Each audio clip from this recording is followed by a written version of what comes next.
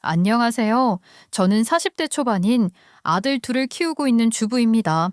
아들들이 조금 크고 초등학생이 되고 나니까 사춘기라도 찾아온 것인지 요즘은 방문 꼭 닫고 지 엄마가 뭘 하는지 들여다보지도 않네요. 벌써부터 이러면 정말 사춘기 때는 어떨지 상상도 안 됩니다. 그래서 이렇게 심심한 마음에 사연 채널을 들어와 사연을 적어봅니다.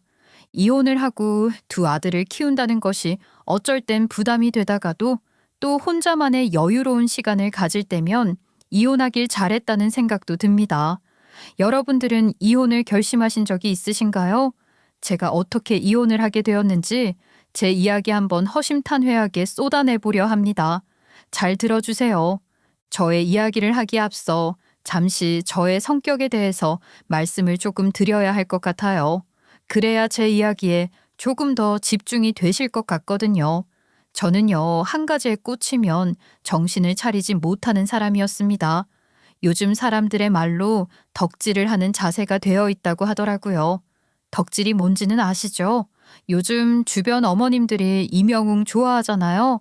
그렇게 한 가지에 딱 꽂혀서 주구장창 그 사람의 노래만 듣고 그 사람의 영상을 찾아보는 것처럼 몰두하는 것 그런 게 전부 덕질이라고 생각합니다.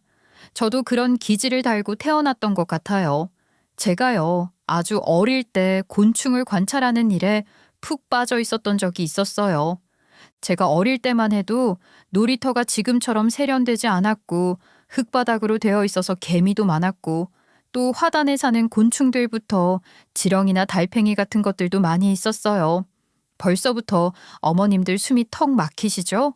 제가 곤충 관찰에 빠져서 뭔 짓을 했을지 궁금하지 않으세요? 어릴 때 전 호기심도 많고 또 거침도 없었습니다. 아빠, 개미를 집에서 키워보고 싶어. 내 친구는 집에서 강아지를 키우는데 엄청 귀엽대. 근데 산책도 시켜야 하고 밥도 줘야 하잖아. 개미는 내가 먹는 과자 하나만 나눠줘도 배부를 수 있고 산책도 안 시켜도 되니까 편하겠지. 나 개미 키울래. 개미? 영주야, 개미는 집에서 키울 수 있는 애완동물 같은 거랑은 달라. 개미는 주인을 알아보지 않잖아. 집에서 개미를 키웠다가는 엄마한테 혼이 날걸? 그래도 개미가 나를 알아볼 수 있는 거 아니야? 아빠, 개미도 똑똑해. 내가 책에서 봤는데 개미도 무리를 지어서 생활한대. 그래서 나 개미 10마리 잡아올 거야. 아버지께서는 황당하다는 얼굴을 하셨던 것 같아요. 아마 제가 초등학교 저학년 때니까 그때 정말 황당해 하셨는지 그냥 우스갯소리로 넘기셨는지 그것까진 정확하게 기억이 나지 않습니다. 하지만 제 상상이 현실이 될 거라고는 절대 생각하지 않으셨을 거예요. 어느 날 제가 작은 컵에 개미를 잔뜩 잡아오기 전까지 말입니다. 저는 개미를 잡아왔고 엄마에게 들키지 않으려고 방에 그 컵을 숨겼어요. 그때만 해도 개미 집을 지으려면 흙이 필요하고 밀폐된 공간에 넣어야 하고 그런 걸 어떻게 알았겠어요? 랩 같은 걸로 씌운 컵에 개미를 잔뜩 잡아와서 방에 그냥 두었죠. 제가 키우는 방법이라도 제대로 연구를 했어야 했는데 말입니다. 아무튼 그냥 그렇게 냅두니 틈을 이용해서 개미들이 전부 탈출을 해버린 거죠. 아침에 학교 가려고 눈을 떠서 개미들 잘 살아있나 했는데 개미가 한 마리도 남아있지 않은 걸 발견하고 기겁을 했어요. 그리고 저는 단순하게도 까먹었습니다. 저희 집에서 어느 날부터 개미들이 줄줄이 등장하기 전까지 말입니다. 아니, 도대체 잡아도 왜 집에서 개미가 끝도 없이 나오는 거야? 어디 개미가 집이라도 틀었나? 아이, 참 미치겠네. 오늘 슈퍼에 가서 개미 박멸하는 약 같은 거 사와야겠다. 그때 아버지께서 설마 하는 얼굴로 저를 바라보셨을 때 저는 살아야 한다는 생존 본능으로 끝까지 모른 척을 했습니다. 물론 거기서 저의 만행이 끝이 나지 않았기에 개미 사건도 결국 제가 범인이라고 밝혀지게 되었죠. 그 뒤에는 제가 달팽이에 빠져서 집에 달팽이를 잡아오고 그랬거든요. 우리 엄마 곤충은커녕 날파리만 봐도 기겁을 하시는 분이었는데 달팽이를 창밖에 전부 내다버리셨었다니까요.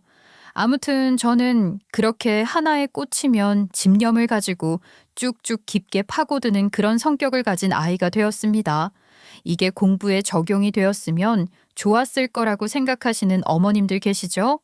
웃긴 게요. 저 공부도 똑같이 하나만 파고들었습니다. 뭐 하나에 꽂힌 것만 잘한다니까요. 저는 누가 봐도 문과 체질이었습니다. 수학, 과학은 진짜 못하고 점수도 바닥을 기어다니는데 언어, 외국어, 사회탐구 이런 건 잘했거든요. 그런 저에게도 특별한 재주가 하나 있었으니 그게 뭐냐면요. 바로 그림 그리기였습니다. 다들 그림 정도야 어릴 때 한 번쯤 다 배우지 않나요? 근데 저는 밖에서 뛰어노는 것을 훨씬 더 좋아했었기 때문에 미술학원 같은 것은 다니지도 않았었어요. 모래바닥이 그림판이었고 나무 막대기가 붓이었어요.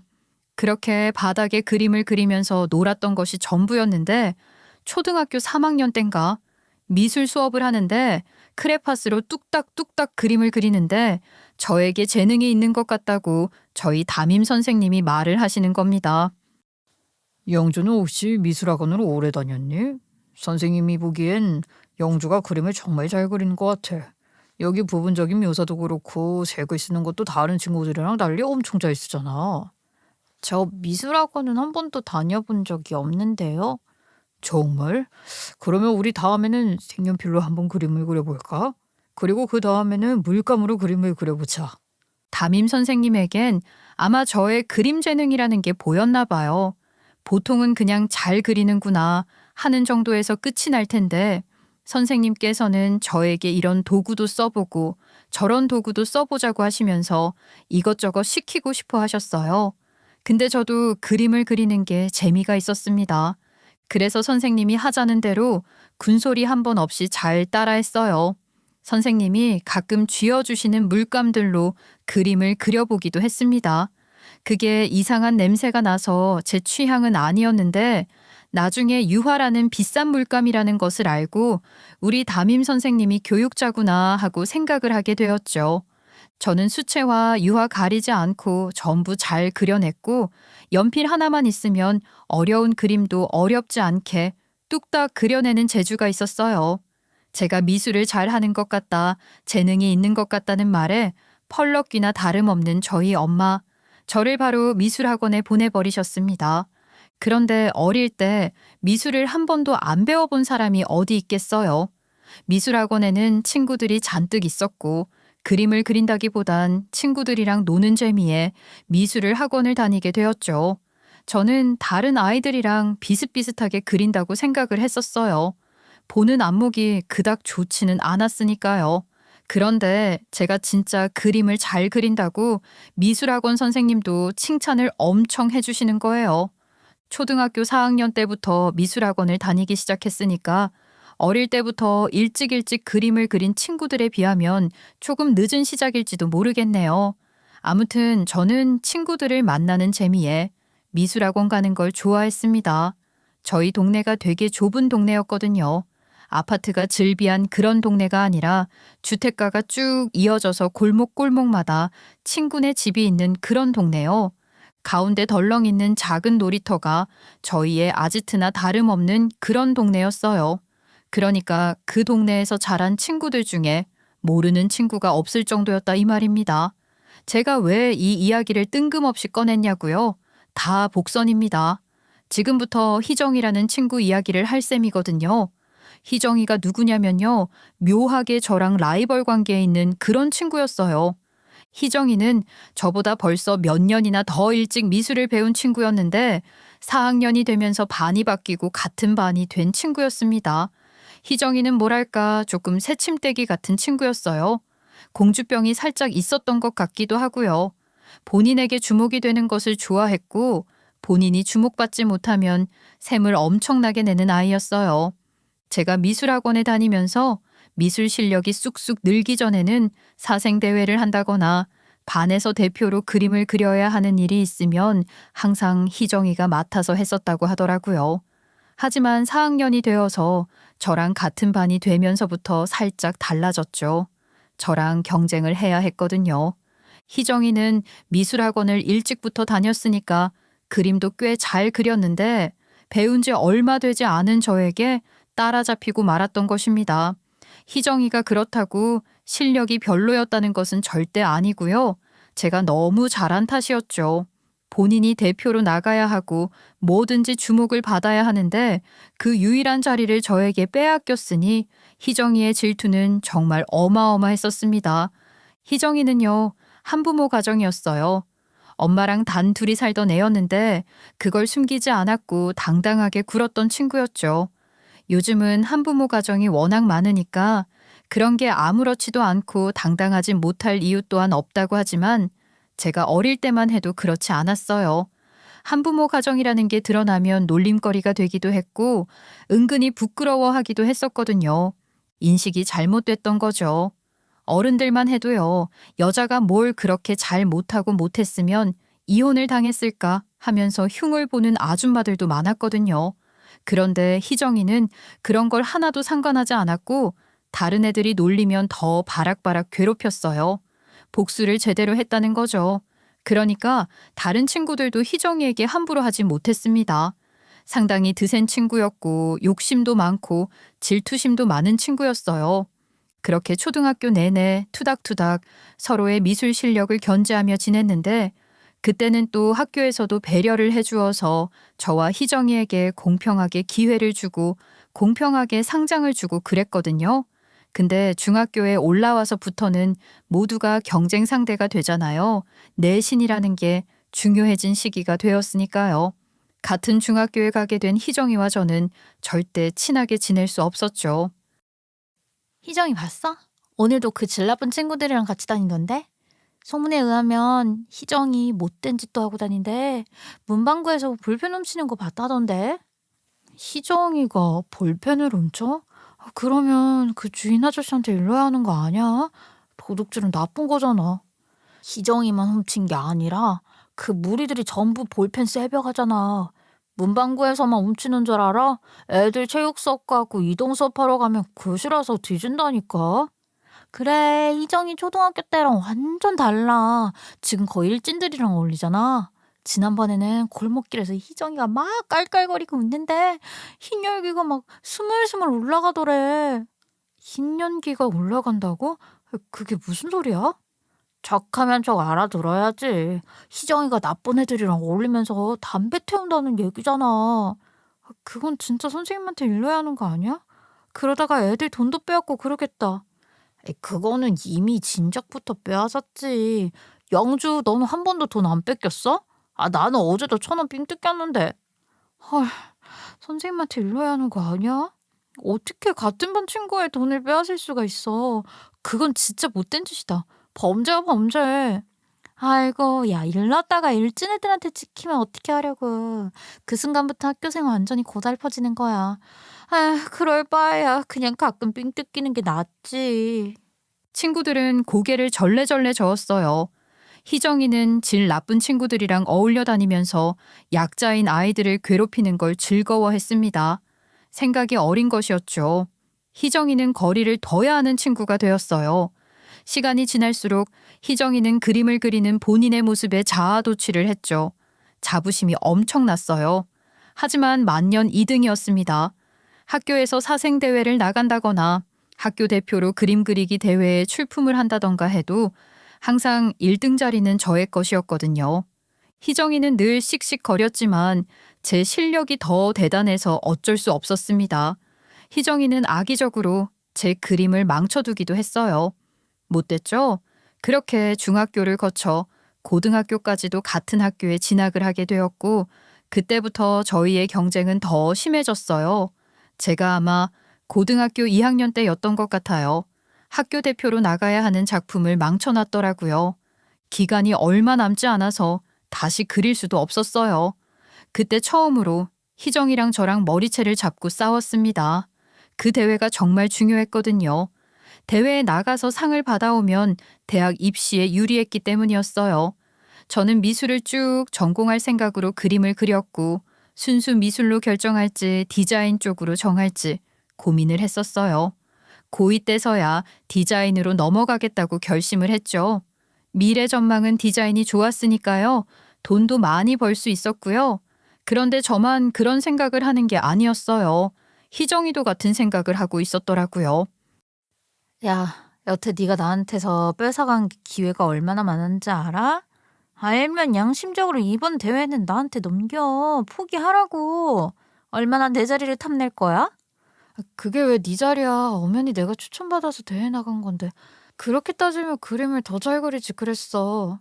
이 미친년이 뭐라는 거야, 씨. 야, 너 정신 나갔어? 감히 나한테 그렇게 말을 해?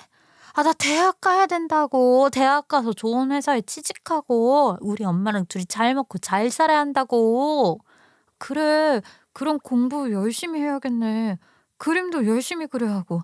남의 자리 탐내면서 내놔라 할 게 아니라 너 스스로 실력을 키워야 하는 거 아니야? 아무튼 못 줘. 너 진짜 학교 다니는 내내 괴롭힘이 뭔지 보여줘? 야, 야, 좋은 말 할 때 내놔라. 그거 원래 내 자리였다고. 나는 달라고 한 적도 없는데 네 자리였던 게 나한테 왔을 리가 있냐? 나도 양보 못해. 여기서 상 받아서 좋은 대학 갈 거야. 가산 좀 받아야 한다고. 씩씩거리면서 두고 보자고 하던 희정이는 정말로 제 작품을 망쳐두었어요. 100% 희정이의 짓이었기 때문에 저는 희정이와 머리채를 잡고 싸웠고 그 바람에 학교에 부모님이 오시게 되었습니다. 아니 어떻게 우리 딸 머리털을 다 뽑아들 수가 있어요? 여기 좀 보세요. 두피 휑한 거 우리 딸 머리털을 죄다 뜯어놨다고. 그렇게 따지면 저희 영주도 여기저기 생채기가 난 게 한두 군데가 아닌걸요. 아, 네가 우리 딸 대회까지 전부 가로챘다지? 아유 참 나 독한 년 같으니라고? 야 네가 독식해서 네 차에대나 내가 두고 본다. 아니 지금 우리 딸한테 뭐라고 하신 거예요? 독한 년이요? 어른이 애한테 못하는 말이 없네 정말. 저희 부모님께서도 황당해 하셨죠. 그렇게 희정이랑 저랑은 자타공인 앙숙이 되었습니다. 웃긴 게요. 제 대회 출품작이 망해버려서 희정이가 결국 나가긴 나갔거든요.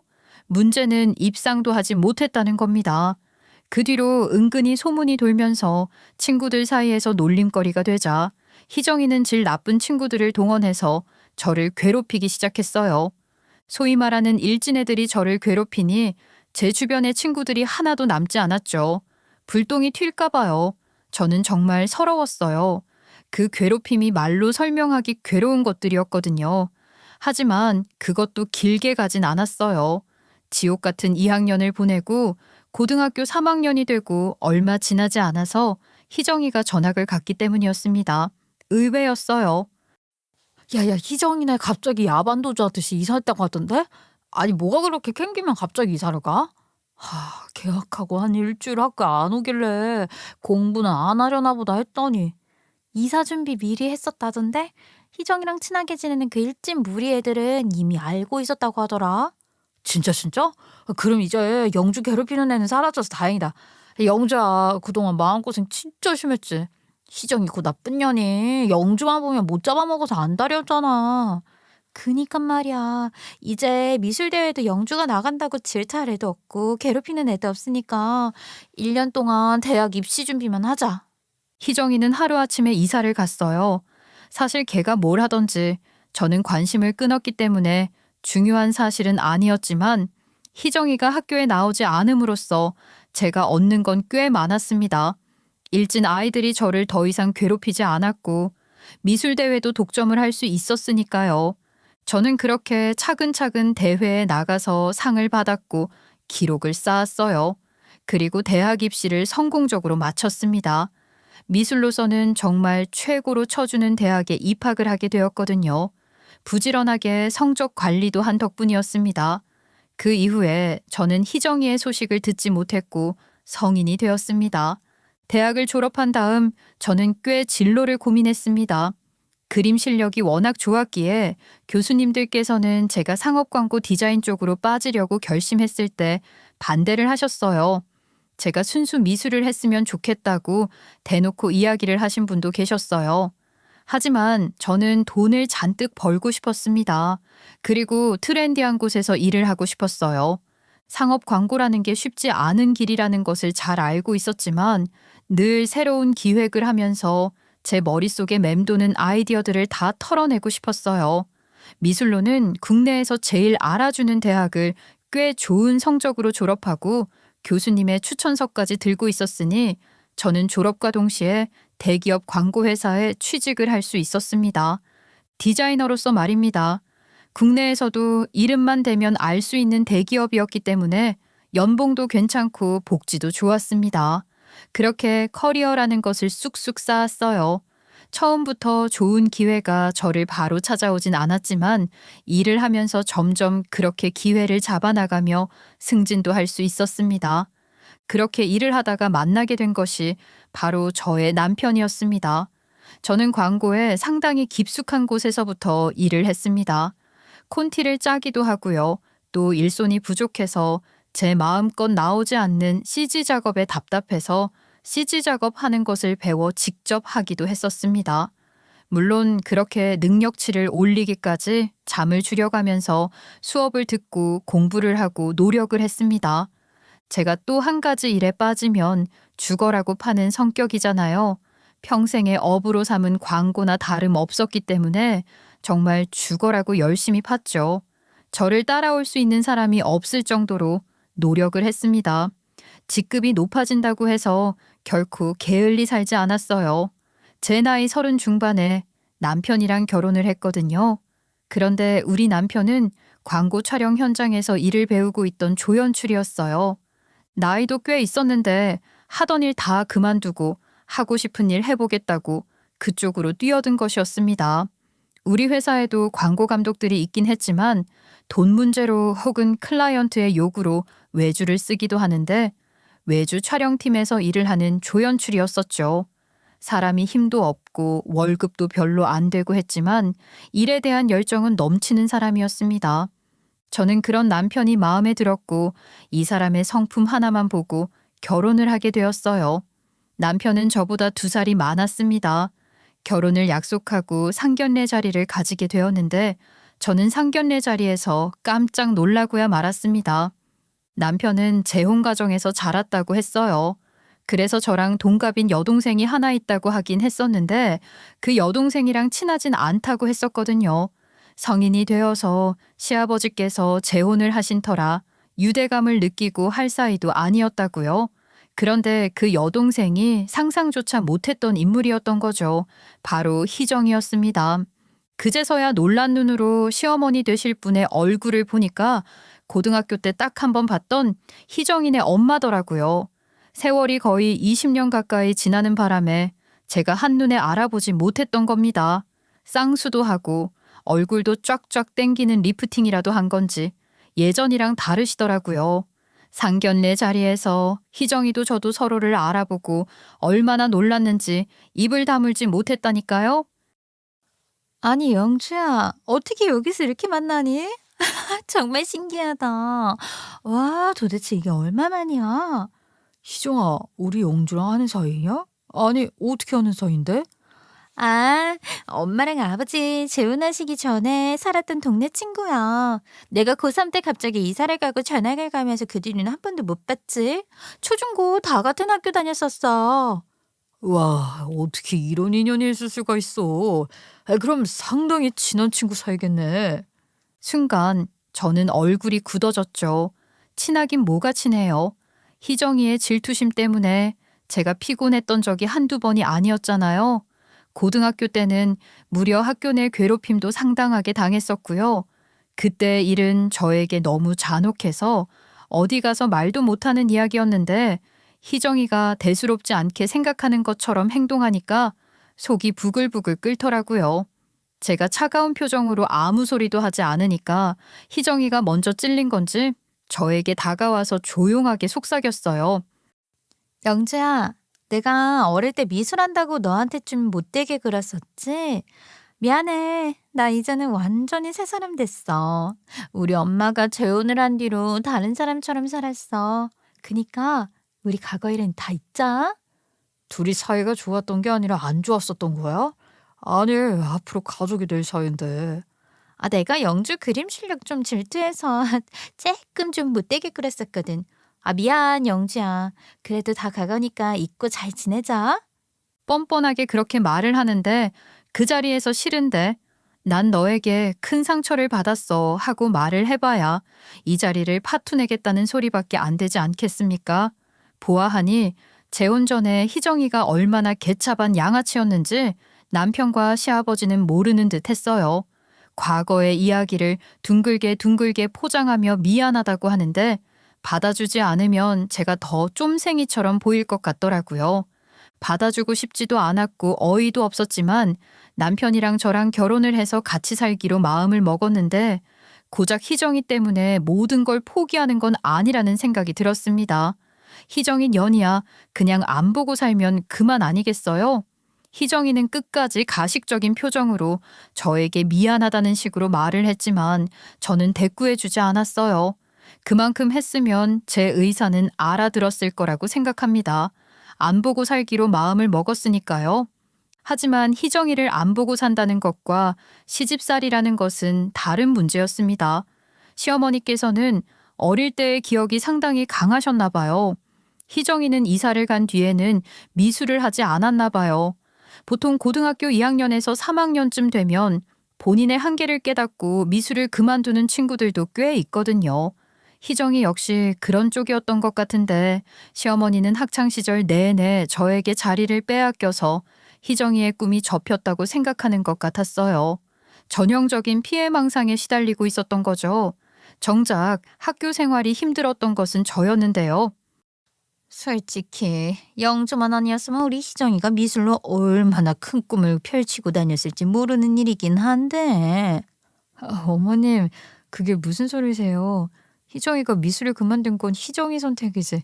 그게 왜 제 탓이라고요? 네가 매번 기회를 다 빼앗아 갔으니까 희정이의 마음이 접힌 거 아니겠니? 아유, 지난 얘기에 손모하겠니? 아유. 그러면서 은근히 한숨 푹푹 내쉬는데 사람 불편하게 만드는데 뭐 있더라고요. 저는 결혼하고 얼마 지나지 않아서 임신을 했고 첫 아이로 떡두꺼비 같은 아들을 낳았습니다. 그런데 애 딱 낳아보신 분들은 알겠지만 아이가 처음 태어났을 때 엄마의 모성애가 어마어마하잖아요. 내 아이, 내 아들이라는 생각도 강하고요. 근데 우리 시어머니가 너무 뺀질뺀질하게 말을 하는 겁니다. 엄마마 어쩜 이렇게 우리 아들을 썩 빼닮았을까? 우리 아들 닮아서 다행이지 지 엄마 닮았으면 그림밖에 못 그릴 텐데.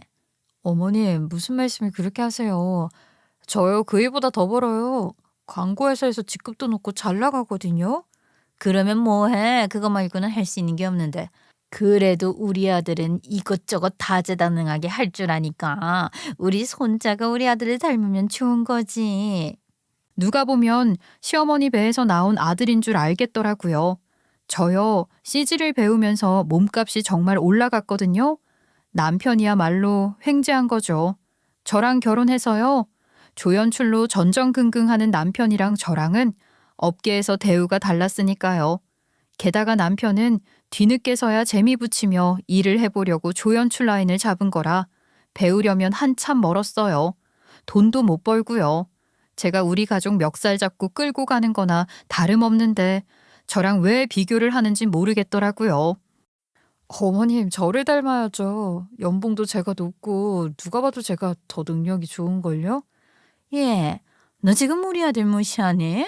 참나, 연출 자리만 따내봐라. 우리 아들이 훨씬 더 잘 벌지. 아무리 그래도 제가 더 잘 벌걸요? 외주 제작사 연출해봐야 건바이건인데 저는 고정급에 상여금이 붙는 거잖아요. 그래, 너 잘났다. 돈이 무슨 이 세상의 전부라고 그렇게 속물처럼 굴어. 그리고 연봉이 그렇게 좋으면 왜 우리 용돈은 안 주는 건데? 아니, 왜 용돈을 저한테서 찾으세요? 어머님이 그렇게 자랑스러워 맞이 않는 아드님한테 받으시면 되잖아요. 그렇게 잘난 아들 감싸시면서 왜 중요한 건 저한테 달라고 하시는지 모르겠네요. 아이고, 요즘은 며느리들이 정말 무섭다니까. 시어미가 하는 말은 귀등으로 듣고 말이야. 그래, 내가 너 고등학교 때 싹수 딱 알아봤지? 우리 딸 머리채 잡아놓고서는 지금도 여전하구나. 시어머니께서 그렇게 말을 하는데 기가 막히더라고요. 머리채는 쌍방으로 잡은 건데 왜 제가 가해자가 된 것처럼 말을 하시는지요. 게다가 애를 낳은 지 얼마 되지도 않은 며느리를 찾아와서 그렇게 속을 뒤집어 놓고 싶을까 싶었습니다. 그때는 별 대꾸를 안 했었는데 이게 제 약점이라고 생각을 했었나 봐요. 하루는 남편이랑 같이 시부모님이랑 밥을 먹고 있는데 그 자리에서 그 말을 꺼내시더라니까요. 마치 옛날 일이 기억났다는 것처럼 어색하게 행동을 하시면서 말입니다. 그러고 보니까 우리 희정이랑 고등학교 때 머리채 잡고 싸운 적 있지? 있지? 내가 그것 때문에 학교도 찾아갔었잖아. 우리 희정이 정수리에 탈모 오는 줄 알았다니까. 며느라가 힘이 얼마나 센지 우리 희정이가 꼼짝없이 당해서는 내가 아주 열이 받아서 학교 찾아가서 뒤집어 놓은 적이 있어. 그때랑 지금이랑 또 다르네. 아, 정말? 고등학교 동창이라고 하더니 그런 일이 있었어? 당신 누구 때리고 그럴 사람 아니지 않나? 어머, 제가 뭘 그랬다고. 쌍방과실이었죠. 저도 그때 희정이한테 얼마나 얻어맞아서 생채기 나고 그랬는데요. 희정이야 억울할 만했지. 우리 며느리가 희정이 자리 다 빼앗아 갔잖니. 우리 희정이가 미술 유망주였었는데 아유 내가 혼자 몸으로 키운 탓이지 뭐. 선생이 우리 희정이 아빠 없다고 무시하면서 며느라가한테 자리 다 몰아준 거야. 그때는 그런 차별이 당연했다니까. 어머님, 실력으로 자리를 차지한 거죠. 왜 그런 식으로 말을 하세요? 아, 누가 들으면 제가 촌지라도 찔러준 줄 알겠어요. 어머 아니었니?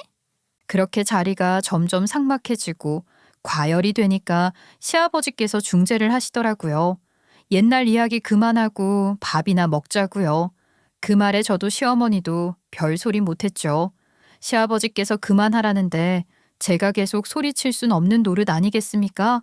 속이 부글부글했죠. 마음 같아서는 제가 당한 건 왜 몰라주냐. 희정이 때문에 학창시절 내내 괴롭힘을 당해서 힘들었다고 소리라도 치고 싶었어요. 제가 입맛이 뚝 떨어져서 먹는 둥 마는 둥 하고 있으니까 남편이 한마디 거드는데 그 말도 꿀사납더라고요. 아유, 다들 기분 풀고 맛있는 거 먹으러 왔으니까 밥이나 맛있게 먹읍시다. 여보, 그래, 어릴 때 일이니까 다 있고 고부 갈등 같은 거 없이 잘 지내자, 응? 저는 그냥 그렇게 넘어갔어요. 그 뒤에 연년생으로 아들을 하나 더 낳았습니다. 저는 육아휴직을 냈어요. 어린 두 아들의 체력이 왜 그렇게 좋은 건지 정말 하루가 어떻게 흘러가는지 모르겠더라고요. 그래도 사직서는 내지 않았습니다.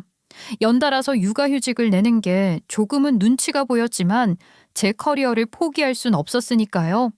국내에서 이름만 대면 알아주는 회사인데 정년퇴직까지 바라봐야 하지 않겠어요. 대학 졸업하자마자 붙어 다닌 회사였는데 결혼하고 애 낳았다고 제 능력 포기하면서 주부로 살고 싶지 않았어요. 저는 둘째 아이가 10개월이 되었을 때 육아휴직이 끝이 났고 복직을 했습니다. 그때 제 나이가 30대 후반이었어요. 신우인 희정이는 그때쯤 사귀던 남자친구와 부랴부랴 결혼을 했고 저는 속으로 시집살이나 고대로 당했으면 좋겠다고 빌고 있었죠. 그런데 꿈은 이루어지더라고요. 희정이가 결혼을 한 지 1년 지나고 2년이 지나도 임신을 하지 못했거든요. 결국 나이 40이 되어서 시험관 시술을 시작하게 되었는데 매번 실패만 하고 말았죠. 희정이는 매번 본인 시댁에서 밑도 끝도 없이 시달려야 했죠. 저는 속으로 고소했지만 시어머니께서는 우리 희정이 불쌍해서 어쩌냐고 눈물을 지으셨어요. 솔직한 말로 업보 아니겠어요? 정부 지원이 나온다고 해도 시험관 시술에 들어가는 비용도 만만치 않더라고요. 희정이는 그래도 끝없이 시험관에 도전을 했고 42살이 되어서 임신을 하게 되었습니다. 시험관 시술을 해서 그런 건지 무려 쌍둥이였어요. 아이고 우리 희정이가 애를 가졌어. 세상에 이렇게 기쁜 일이 있을 수가 있나. 우리 애기가 애를 낳네. 아휴 그나저나 몸 아프면 안 되는데 참 걱정이 된다. 어머님, 시험관 시술해서 자리 잘 잡았다면서요. 제왕절개한다는 게 뭐가 그렇게 걱정이세요? 요즘 의료기술도 좋은데. 너는 우리 희정이 걱정도 안 되니? 아이 그러지 말고 네가 신우이를 위해서 보약도 지어주고 좀 그래 봐라. 요즘 임산부 보약 좋은 거 많다더라. 도대체 걔 뭐가 이쁘다고 해주겠어요? 저는 싹 무시했죠. 그렇게 희정이는 수술을 통해 무사히 두 아이를 낳았습니다. 조리원도 잘 갔다 왔고요. 그렇게 시어머니가 극성을 떨었는데 어련히 좋은 곳 갔다 왔겠죠. 그렇게 다들 희정이의 아이에 정신이 팔려 있을 때 저에게 사건이 터지게 되었습니다. 제가 다니던 회사에서 큰 실수를 저질러 해고 통보를 받게 된 것이었습니다. 저는 망견자실했어요. 그런데 이 남편놈이 글쎄 제가 해고당한 사실을 시어머니께 말을 한 겁니다. 얘 며느라가야, 너 해고당했다는 게 사실이니? 어머님, 그거 어떻게 하셨어요? 아직 저희 부모님께도 말씀 안 드린 사실인데. 우리 아들이 너 회사 안 다닌다고 심심할 거라고 같이 놀러라도 가라고 하길래 말이다. 너 정말 해고당한 거야? 네, 여유가 좀 생겨서 며칠 쉬려고요. 그리고 나서 다시 일해야죠. 나이가 몇인데 받아주는 회사는 있겠니? 하긴 그 회사에서 너 받아준 것도 좀 이상하긴 했어. 대기업인데 기울임쟁이가 뭘 안다고. 아무튼 알았다. 회사를 안 나간다 이거지? 그러고 전화를 확 끊길래 그냥 뭔가 하고 말았죠. 그런데 문제는 다음 날이었습니다. 아침부터 누가 문을 두들기길래 뭔가 싶었는데 시어머니가 떡하니 현관문 앞에 서 있는 게 아니겠습니까? 근데 품에 희정이네 쌍둥이가 떡하니 있더라고요. 어머님, 아침 대바람부터 이게 뭐예요? 뭐긴 뭐야? 네 조카지. 우리 희정이는 아직 몸조리 좀 해야 한다. 나도 곧 몸조리 도우러 가야 하고 그동안 네 시조카 좀 돌보고 있으라. 너는 아들들 키워보내잖니. 회사도 잘린 마당에 집에서도 쫓겨나기 싫으면 네가 시조카 좀 보고 있어. 아유 할 일도 없잖아.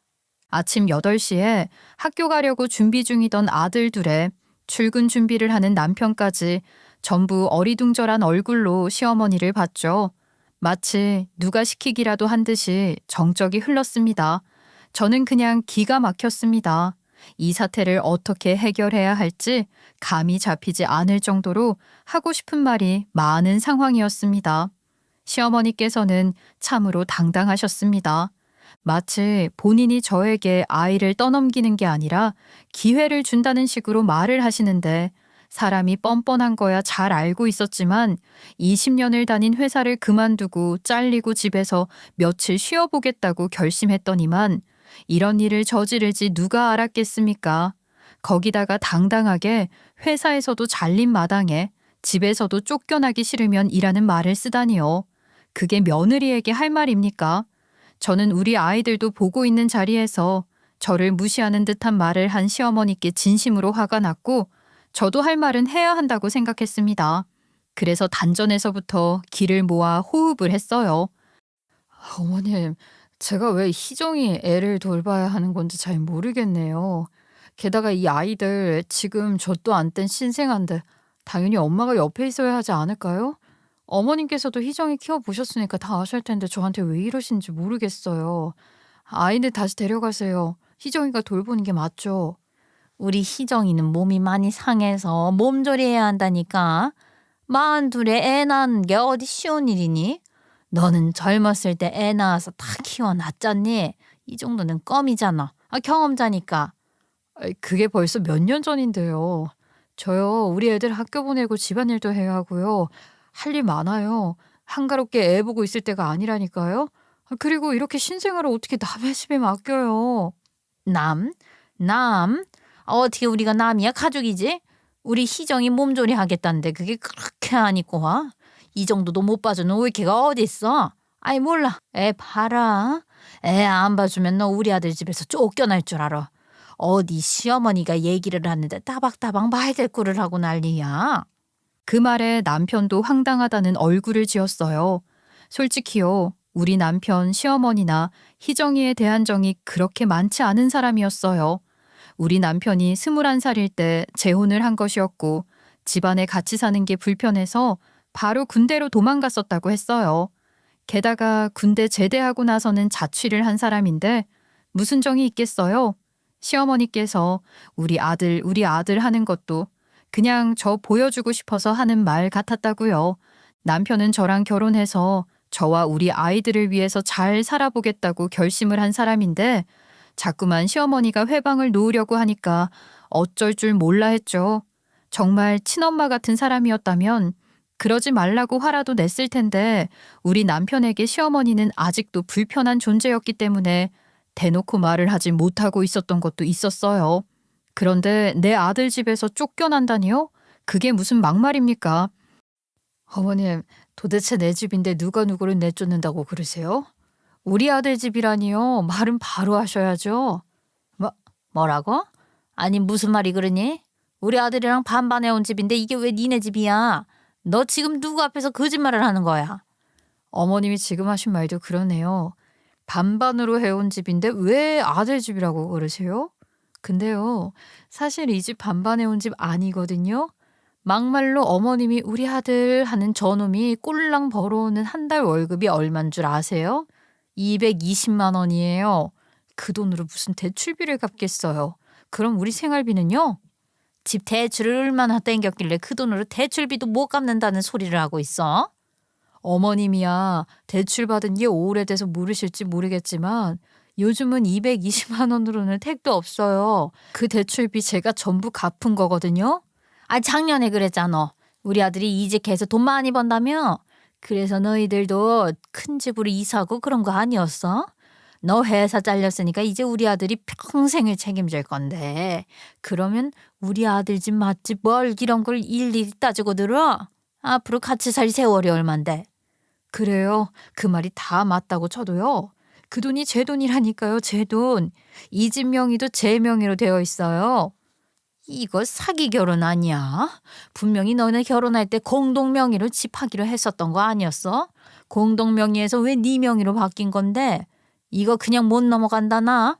우리 아들 등 처먹은 거 아니야? 순진한 우리 아들이 너가 하자는 대로 그냥 다 오케이 한 거 아니냐고. 일부러 그런 거지? 나중에 수 틀리면 집 가지고 협박이라도 하려고 그런 거 아니야? 어머니, 애들 듣는 데서 무슨 소리를 하시는 거예요? 그만하세요. 애들 학교도 가야 하고 엄청 바쁜 아침부터 찾아와서 뭐 하시는 거예요? 왜 어머님이 오해하시는 게 있으면 그 오해 풀어드려야지. 저희가 무슨 돈이 있어서 방 4개짜리 집을 살 수 있었겠어요. 아, 그 전에 제가 왜 실직을 했는지도 들으셨어요? 그래, 너 말 잘했다.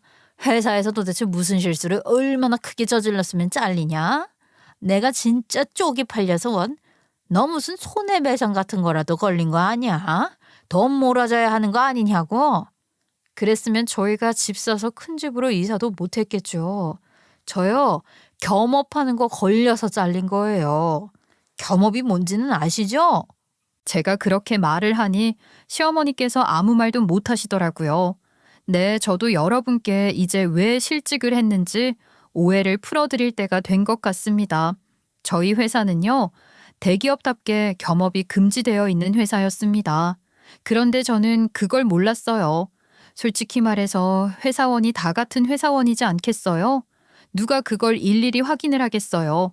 제가 공무원도 아니고 월급 받는 회사원인데 겸업이 금지되어 있을 거라고는 생각 못했죠. 게다가 그 요즘은 회사 생활하면서 너튜브에서 수익 창출을 하는 사람들도 많이 있잖아요. 저는 그것도 일종의 겸업이라고 보거든요. 근데 개인 브이로그라든지 너튜브 하는 사람들에 대해 별말 없길래 겸업이 금지된 걸 모르고 있었죠. 그래서 저는 제 이름으로 회사를 하나 차렸습니다. 갑자기 너무 거창해졌나요? 사실은 남편을 위해서 차린 회사이기도 했습니다. 남편이 조연출로 고생을 하는 걸 꾸준히 봐오면서 마음이 좀 아팠어요. 박봉도 너무 박봉이고 일을 한번 맡아서 하면 책임져야 할 부분이라든지 신경을 쓰고 시간을 써야 하는 게 너무 과하다고 생각을 해왔거든요. 남편이 조금 편안하게 일을 했으면 좋겠다는 생각도 있었고요. 게다가 우리 남편 조연출 밑바닥에서 굴러가며 어깨 너머로 배운 영상 센스가 좋았습니다. 제가 디자이너로 취직을 하긴 했지만 전문시 지작업이 가능했고 그에 걸맞는 자격증들도 다 가지고 있었잖아요. 그래서 이런 능력을 살리면 좋겠다는 생각이 들어서 외주 제작사를 하나 차렸습니다. 외주 제작사라고 해서 상당히 거창해 보이지만 작년에서야 시작한 회사고 다양한 쪽으로 발을 뻗으려고 노력 중인 회사였어요. 남편이 전적으로 일을 맡아서 하고 있었지만 제가 운영을 하면서 홍보를 하고 있었고 CG 작업 같은 경우는 제가 주말에 몰아서 전부 했고요. 저도 자리를 잡으면 다니던 대기업을 그만두고 제가 차린 회사에 올인을 하려고 했습니다. 차린 지 1년 정도 지나서 어느 정도 외주 작업을 맡기는 곳도 늘어나게 되었고, 무엇보다 남편의 영상 센스가 돋보이는 동영상 하나가 인기를 얻으면서 이름을 날리기 시작했습니다. 그래서 제가 남편에게 상여금을 두둑하게 주기도 했어요.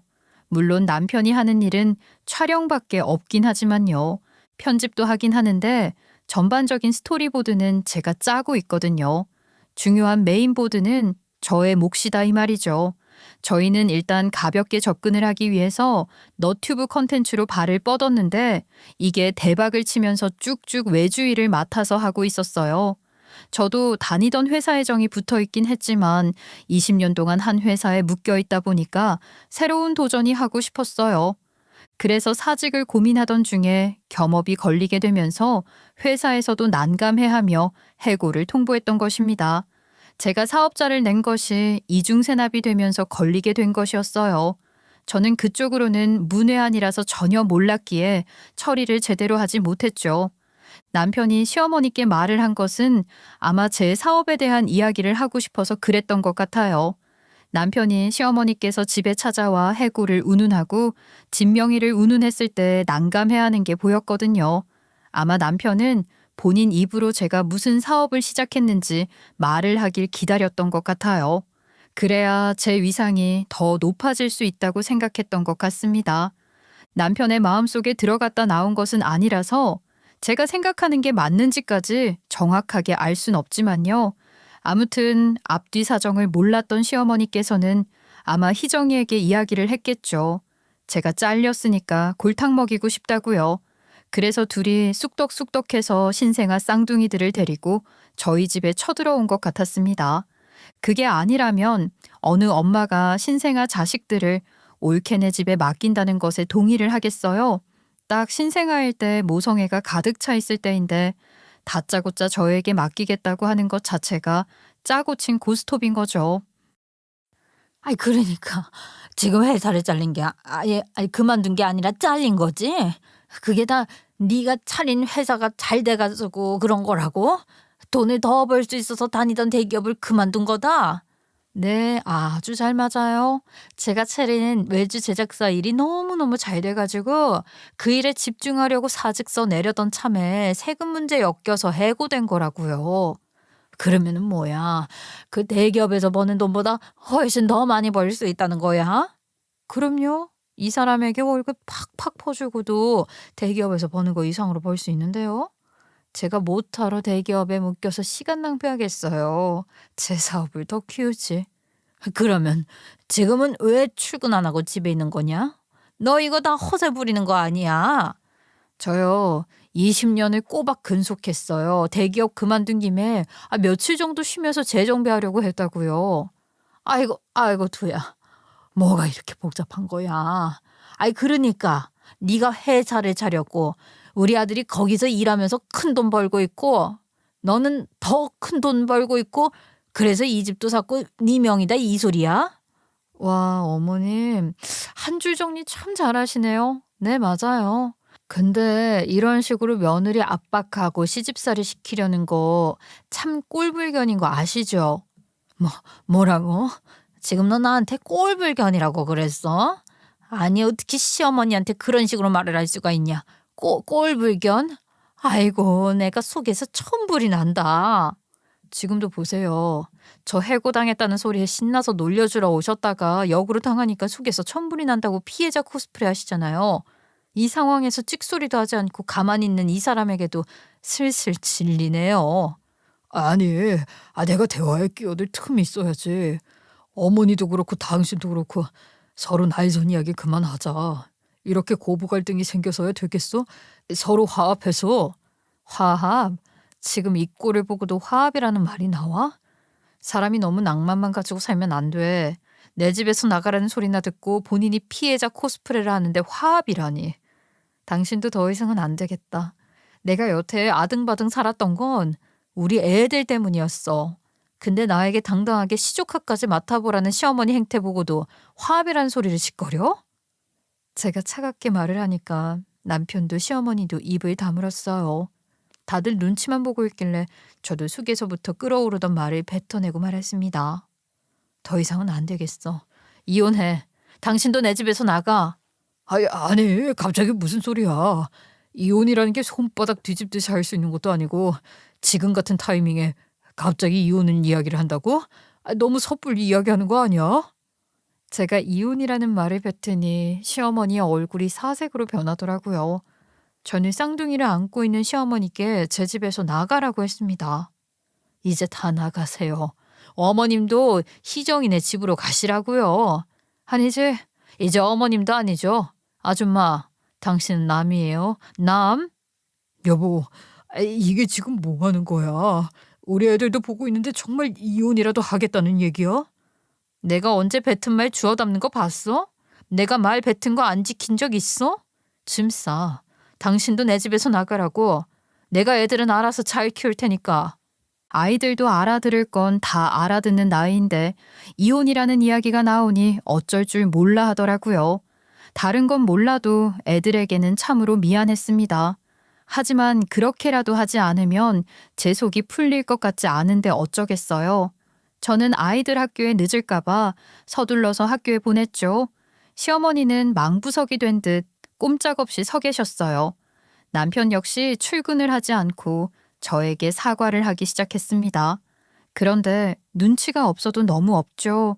제 마음이 이미 돌아섰는데 이제 와서 빌면 누가 알아준답니까? 여보, 내가 그동안 너무 안일하게 생각했어. 당신 마음에 서서 당신 편에 서서 이야기를 했어야 했는데 내가 미안해. 다시는 우리 부모님 우리 집에 못 오게 할게. 희정이도 마찬가지고. 내가 시집살이 하루 이틀 당해? 벌써 몇 년째인 줄 알아? 강산이 바뀌고도 훌쩍 지났다고. 이 나이 먹도록 시집살이를 당하는 게 맞아? 더 이상은 못 참겠어. 다 나가. 내 집에서 다 나가라고. 변호사 통해서 이혼 소장 보낼 테니까 짐 싸서 시댁에 가 있어. 여보, 내가 무릎이라도 꿇을게. 잘못했어. 제발 나를 이렇게 버리지 마. 당신 만나고 내 인생이 달라졌다고. 나도 마찬가지야. 시궁창 같아. 당신 무릎이 그렇게 비싼 값을 치를 수 있을 것 같아? 그리고 너 출근 안 해? 지금 무단결근 하겠다는 거야? 내가 회사 대표인 거 알지? 너 이렇게 무단결근할 거면 회사도 출근하지 마. 그렇게 말을 하고 저는 시어머니와 남편 둘 다 집에서 내쫓았습니다. 남편은 회사로 간 것 같았고 시어머니는 희정이네 집으로 간 듯했죠. 희정이에게 연락이 오더라고요. 너 우리 오빠한테 너무한 거 아니야? 우리 서로 과거는 다 잊기로 했잖아. 확 풀어. 그래, 우리 아직 해야 할 이야기가 남은 것 같으니까 이따 너네 집에서 보자. 저는 이혼하기로 마음먹은 거 모든 걸 다 털어버리기로 했죠. 그리고 희정이네 집에 찾아갔습니다. 희정이네 집에는 희정이 남편도 있었어요. 그날 왜 출근을 안 했는지는 모르겠지만 아마 아내가 출산한 지 얼마 되지 않아서 휴가를 쓴 듯 했습니다. 저는 그 자리에서 모든 걸 다 털어버렸어요. 아니, 이혼을 그렇게 쉽게 이야기하면 어떡해?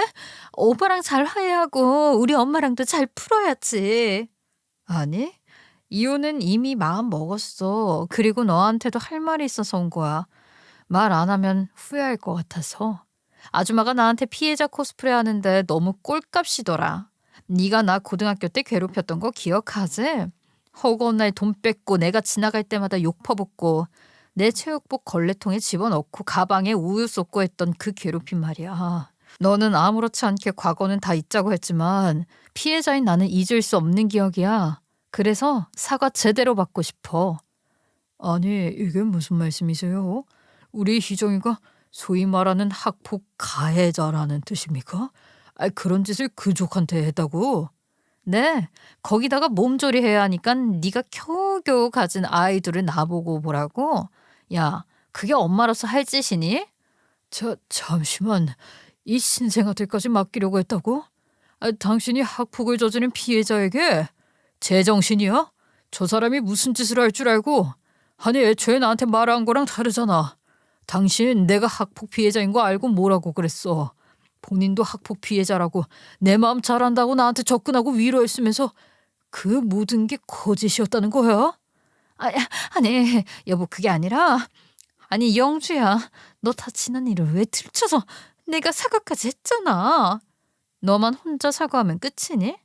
나는 그 사과 안 받겠다고 했을 텐데. 나는 너 때문에 네가 전학 가기 전까지 지옥 같은 학교 생활을 해야 했어. 아무도 나를 도와주지 않았지. 네가 무서워서. 악질이다. 악질이야. 나는 학폭 가해자와는 못 살아.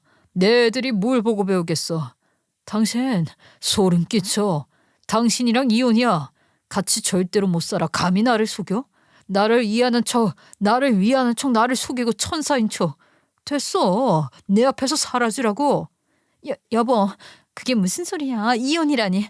아니 이 불똥이 왜 나한테 튀는 거야? 희정이가 울부짖는 그 소리를 들으며 저는 저를 붙잡는 시어머니를 뿌리친 채 희정이의 집을 나왔습니다. 정말 웃긴 게요. 그 이후에 저희 모두 나란히 가정법원에서 만났다니까요. 희정이네 저희 부부 시부모님까지요. 희정이 남편은 학폭은 절대로 용서할 수 없는 일이라고 이혼을 하자고 못을 박았대요. 이야기를 대충 들어보니까 희정이 남편도 학폭 피해자로 정말 오랜 시간 말할 수 없는 고통에 시달렸던 것 같더라고요. 저희 부부야 제가 이혼을 강경하게 요구했으니 남편이 결국에는 두 손 두 발 들었죠. 시부모님은 좀 의외였는데 시아버지께서 본인 아들의 인생을 망친 시어머니를 용서할 수 없다고 이혼을 요구하신 것이었습니다. 그렇게 한날 한시에 이혼 도장을 찍게 되었으니 정말 콩가루 집안 아니겠습니까? 그 이후 남편은 저희 외주 제작사에서 잘라버렸고 저는 일하면서 아이들을 키우고 있습니다. 아이가 둘이라 남편이 양육비를 보내고 있는데 그 능력으로 양육비 보내려고 하니 아마 힘들 거예요. 근데 제가 그런 거 봐줄 필요는 없잖아요. 남편이 술에 취해서 저에게 돌아와 주면 안 되냐고. 희정이와 새어머니였던 사람은 그 어린 아이 둘 키우면서 죽을 똥 살 똥 그렇게 힘들게 지낸다고 더 이상 연 맺을 일 없으니 돌아와 달라고 하던데 제가 그렇게 쉽게 돌아갈 것 같았으면 이혼도 안 하지 않았을 거라는 걸 왜 모르는 건지 모르겠습니다. 아무튼 저 지금은 모든 걸 제자리에 돌려놓고 새 출발한다는 마음가짐으로 하루하루를 살고 있습니다. 제 일 열심히 하면서 두 아이들에게 남부럽지 않은 엄마가 될 수 있게 응원해 주셨으면 좋겠습니다.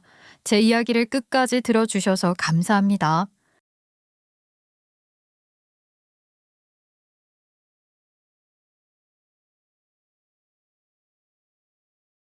안녕하세요.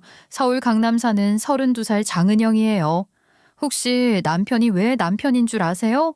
그건 남의 편이기 때문인데 좀 더 정확하게 말하자면 시어머니 편이라는 거죠. 결혼 전엔 그런 모습 코빼기도 안 보이더니 결혼과 동시에 홀시어머니 불쌍해 죽으려는 남편 때문에 전투적인 자세로 신혼생활을 시작하게 되었네요. 남이라는 글자에 점 하나만 빼면 님이라더니 그 웃긴 이야기 시작할게요. 저는 어릴 때 평범한 중산층 가정에서 자랐는데 아빠가 대기업에 다니셨던 덕분에 외동딸인 저는 남 부러울 거 없이 잘할 수 있었어요. 공부도 제법 잘하는 편이어서 스카이급은 아니었지만 서울 소재 4년제 대학도 무난하게 진학할 수 있었어요. 하지만 제가 가장 자랑스럽게 생각하는 건 화목했던 집안 분위기예요. 아빠 닮은 사람과 결혼하고 싶다는 게 제 꿈이 될 정도로 아빠는 평생 엄마 편이었고 엄마를 진심으로 사랑하고 아끼는 모습들을 어릴 때부터 보고 자랐거든요.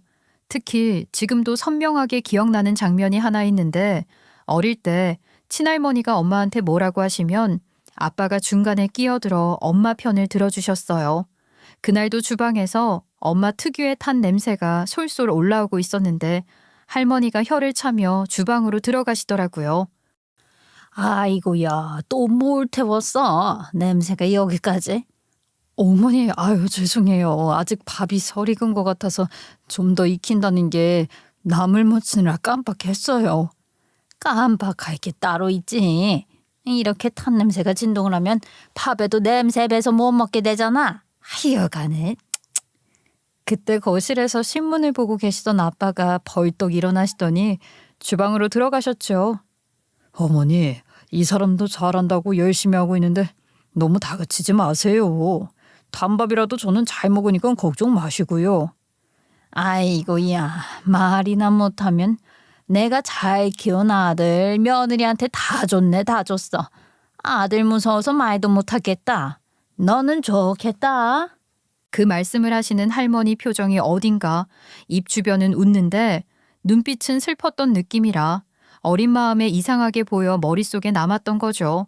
그때는 할머니가 그냥 농담하는 줄 알았는데 나중에 커서 보니 부러운 거 반, 서운한 거 반이라는 걸 알게 되니 아빠가 얼마나 엄마를 사랑했는지 더 알 수 있었어요. 엄마의 요리 실력은 정말 독특했는데 계란 후라이도 늘 한쪽은 태우고 한쪽은 덜 익었고 라면 끓일 때도 물 조절을 못해서 국물이 짜거나 밍밍하거나 둘 중 하나였거든요. 한 번은 아빠 생일에 미역국을 끓였는데 소금을 설탕으로 착각해서 단짠단짠한 신기한 맛이 났던 적도 있어요. 그런데 아빠는 그 달콤한 미역국을 다 드시면서 어떤 반응을 보였는지 말하면 아마 설마하고 혀를 차실 정도로 인상 한번 안 찌푸리시고 웃으시며 새로운 맛이다. 혁신적이라며 엄지를 치켜 세우셨죠. 아빠는 그 달콤한 미역국을 다 드시면서도 어디서 레시피를 본 거냐며 완전 새로운 스타일이라고 하시니까 엄마는 그냥 느낌으로 해봤다고 쑥스러워 하셨고 아빠는 역시 우리 와이프는 천재라며 이런 걸 퓨전이라고 하는 거 아니냐면서 엄지를 치켜 세우기까지 했어요. 그리고 엄마가 몸살이라도 나서 아프면 아빠의 간병 모드가 시작됐었는데 퇴근하고 어디 들르지도 않고 곧장 집으로 오시면서 현관문 열리는 소리와 함께 비닐봉지 바스락거리는 소리가 들리곤 했어요. 그 양손에는 항상 전복, 새우, 대합 같은 좋은 해산물들이 들어있었는데 주방에서 서툴게 칼질하는 소리, 물 끓는 소리가 들리면 온 집안이 따뜻한 사랑의 냄새로 가득 찼던 기억이 나요. 그런 환경에서 자랐기 때문에 대학교에 올라갔을 때 처음 만날 남자친구에 대한 로망이 정말 커지면서 저도 엄마처럼 사랑받고 싶고 내 편이 되어줄 사람을 만나고 싶다는 마음이 간절해졌던 것 같아요. 그렇게 만난 사람이 바로 지금의 남편이었는데 처음 만났던 그때는 같은 과 동기로 풋풋한 대학 새내기 CC였어요. 솔직히 어리고 철없는 마음에 잘생긴 외모만 보고 좋아했던 것 같은데 우유부단한 성격을 알고 나서는 6개월 만에 깔끔하게 정리했네요. 처음 만났을 때는 정말 설레임이 클 수밖에 없었던 건 키도 178cm 정도로 크고 어깨도 넓은 큰 덩치인데 웃을 때 눈이 반달처럼 되는 게 정말 반전 매력이 있었거든요. 과에서도 인기가 많았는데 그런 사람이 나에게 먼저 고백했으니 거절할 이유도 없었고요. 그날도 생생하게 기억나는데 과 뒤풀이가 끝나고 집에 가는 길에 평소에 말수가 적던 진우가 얼굴이 빨갛게 달아올라서 머뭇머뭇하는 모습으로 갑자기 제 앞을 막아섰는데 그 모습이 귀여웠어요. 그러던 어느 날 남편이 저보고 사귀자는 말을 하고 나서 고개를 푹 숙이는 모습이 너무 순수해 보여서 심장이 막 뛰었던 기억이 나지만 그때만 해도 이 사람의 우유부단함이 이렇게 심각할 줄은 몰랐어요. 카페에서 만나자고 해놓고 어느 카페인지 안 정하는 건 그렇다 쳐도 제가 어디서 만나냐고 물어보니 좋아하는 대로 가자고 하길래 홍대 앞 스타벅스라고 정했는데 거기서도 또 문제가 시작됐어요. 메뉴를 선택하면서 망설이길래 제가 먼저 저는 아메리카노를 마실 거라고 말하면서 남편에게 어떤 걸 마실 거냐 물었더니 제가 먹고 싶은 거 똑같이 먹는다며 자기는 상관없다고 말하는 거예요. 그래서 전 좋아하는 음료 마시라고 다시 한번 말하면서 뭐가 먹고 싶은지 물었는데 여전히 진짜 아무거나 괜찮다고 저보고 고르라고 말하더라고요. 결국 제가 아메리카노 2잔을 주문했는데 문제는 남편은 커피를 못 마시는 사람이었다는 점이에요.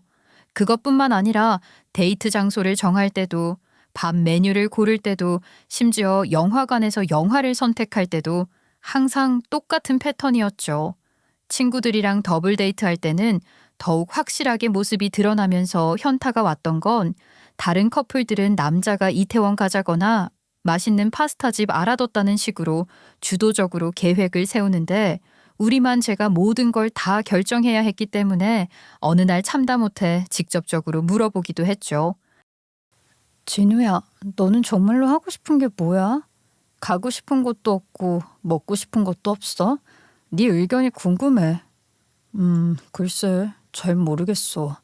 나는 너랑 있으면 뭐든 다 좋아. 너만 좋으면 돼. 그때 남편의 눈빛을 보니까 정말로 자기 생각이 없다는 게 느껴졌는데 그 말이 다른 사람은 로맨틱하게 들릴 수도 있겠지만 그때 그 남편의 눈빛을 보신 분이라면 아마 정말로 자기 생각이 없다는 걸 이건 사랑이 아니라 그냥 주관이 하나도 없다는 걸 알 수 있을 거예요. 그 순간 왜 그랬는지 모르겠지만 어릴 때부터 봐온 아빠의 모습이 떠오르면서 이렇게 우유부단하다면 절대 나를 지켜줄 수 없을 거라는 확신이 들었고 6개월 정도 버티다가 이 사람과의 미래가 그려지지 않는다는 생각에 깔끔하게 정리했어요. 그런데 정말 우연인지 필연인지 아니면 운명인지 졸업하고 취업한 회사에서 다시 만나게 됐어요. 남편이 군대 다녀와서 신입사원으로 들어오는 그날 아침 회의실에서 신입사원 소개하는 시간이 있었는데 한 명씩 앞으로 나와서 자기소개를 하는 거로 몇 명이 지나가고 나서 익숙한 실루엣이 보이더라고요.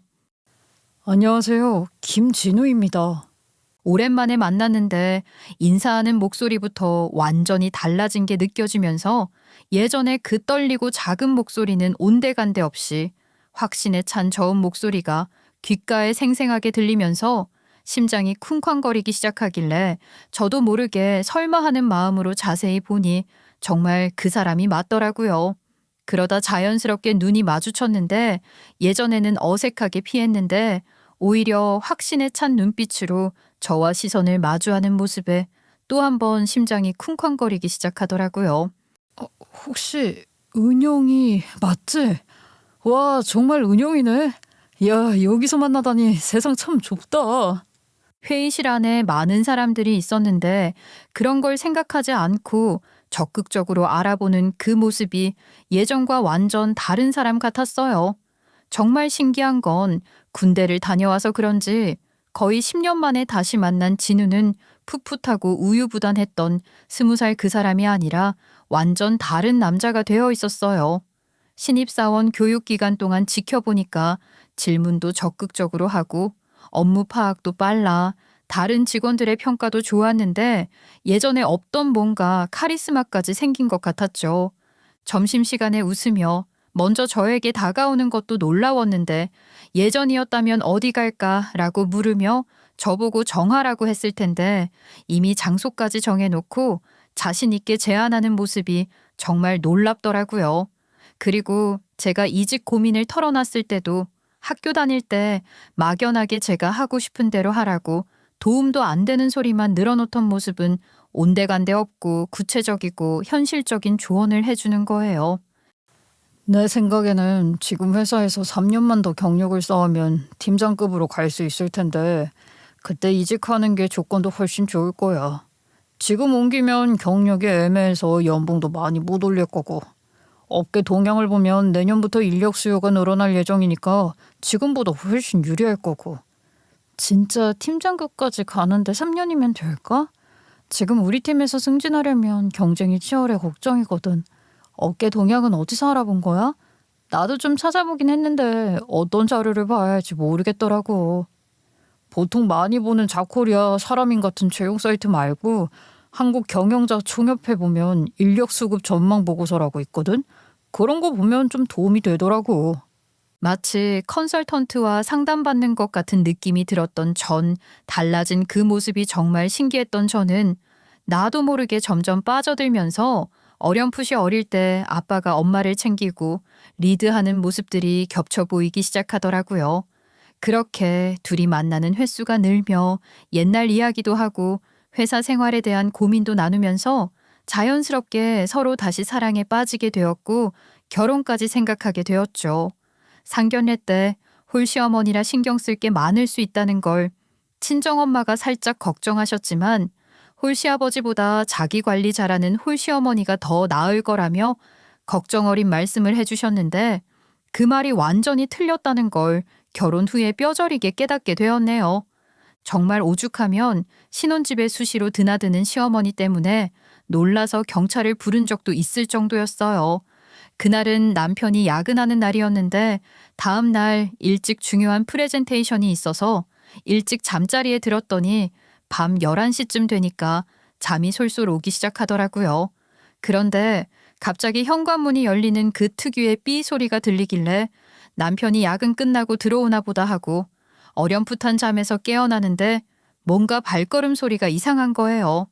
평소 남편은 신발을 벗을 때 쿵쿵거리는 소리를 내는데 이상하게 조심스럽게 움직이는 소리가 들리길래 제가 불 끄고 자니까 신경 쓰나 싶었죠.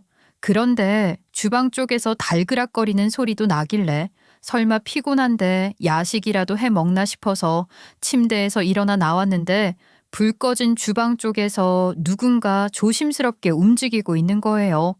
그 순간 온몸에 소름이 돋으면서 이거 도둑 아냐? 하는 생각이 불현듯 들었던 건 신혼집이라 아직 방범창도 제대로 안 달려 있었고 1층이라 침입하기도 쉬운 구조였거든요.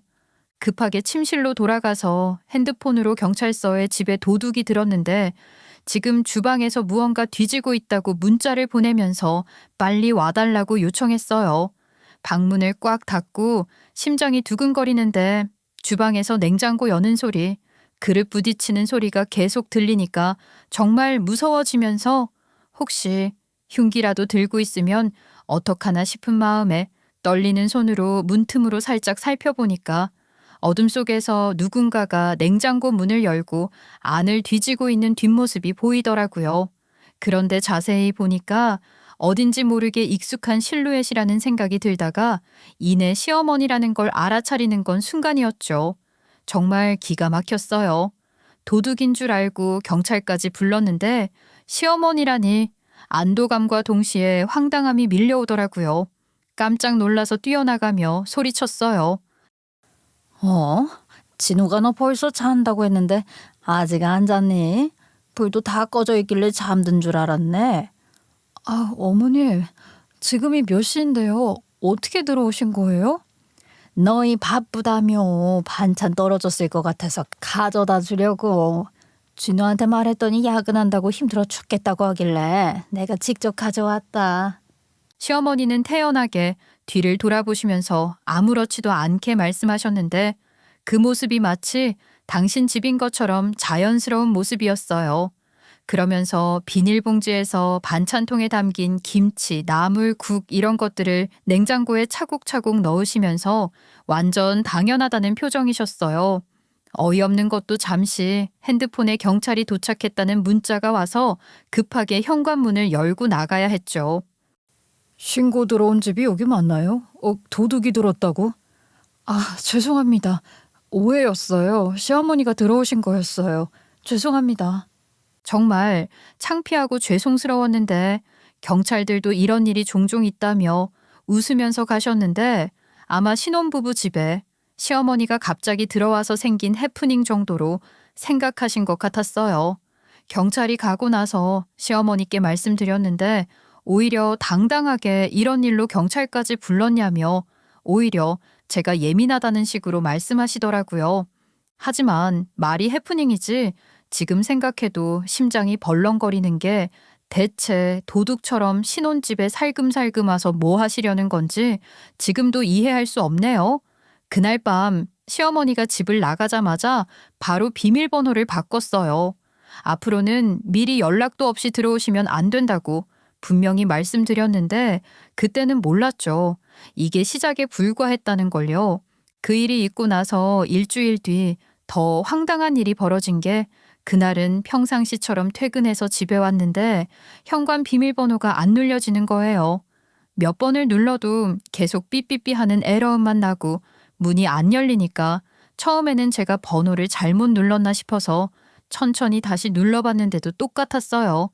혹시 도어락이 고장인가 싶어서 이것저것 눌러보고 배터리 문제인가 싶어 여러 번 시도해봐도 소용없었는데 집 앞에서 30분 넘게 서 있으니까 이웃들 시선도 신경 쓰이고 할 수 없이 남편한테 전화했어요. 자기야, 도어락 고장난 것 같아. 아무리 비밀번호를 눌러도 배터리 문제도 아닌 것 같은데. 이상하네. 혹시 엄마가 비밀번호 바꾸셨나? 뭔 소리야? 왜 어머니가 우리 집 비밀번호를 바꿔?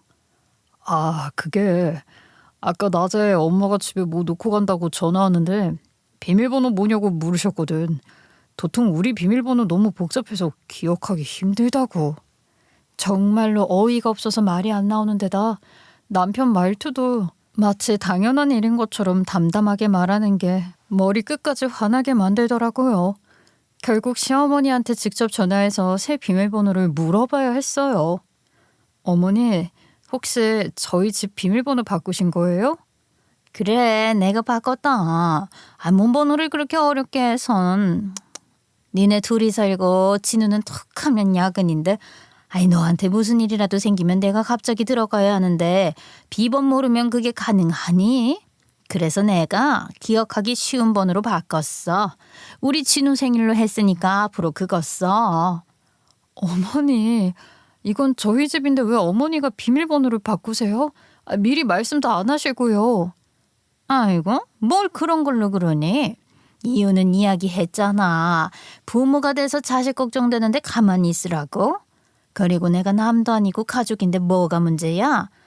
진우도 괜찮다고 했었고. 가족이어도 선을 지켜야죠. 한 집에 사는 것도 아니고 집이 다른 건 다른 영역이라는 거예요. 비밀번호 바꿀 테니까 앞으로는 그러지 말아주세요. 목소리 톤도 완전 당연하다는 식으로 요목조목 이유를 대시며 내 집 비밀번호를 당신 편의대로 바꿔놓고 마치 제가 고마워해야 할 것처럼 말씀하시는 거예요. 정말 참을 수 없어서 바로 펄쩍 뛰었죠. 그 순간 더 화가 난 건 남편이 미리 허락했다는 시어머니의 말로 저한테 한마디 상의도 없이 두 모자가 결론을 냈다는 거였어요. 더 이야기를 나눠봤자 시어머니는 그게 무슨 문제냐고 저를 이상한 사람 취급하실 것 같아 단호하게 말하고 전화를 끊었는데 남편이 들어오길래 바로 따져 물었어요. 왜 어머니가 우리 집 비밀번호 바꾸는 걸 허락했어? 나한테는 말도 안 하고. 엄마가 혼자 사시니까 우리한테 의지하려는 마음도 있으실 거야. 아버지 돌아가시고 나서 정말 많이 외로워하셨는데 나까지 결혼했으니까 이제 당신 혼자 남았다고 생각하시면서 외로워하셨거든. 그게 무슨 소리야? 결혼한 자식 집을 내 집처럼 드나드는 게 당연하다는 거야, 그럼? 그럼 당신은 어머니 편이야, 내 편이야? 에이, 또 무슨 말을 그렇게 해. 당신은 당신이고 엄마는 엄만 거지.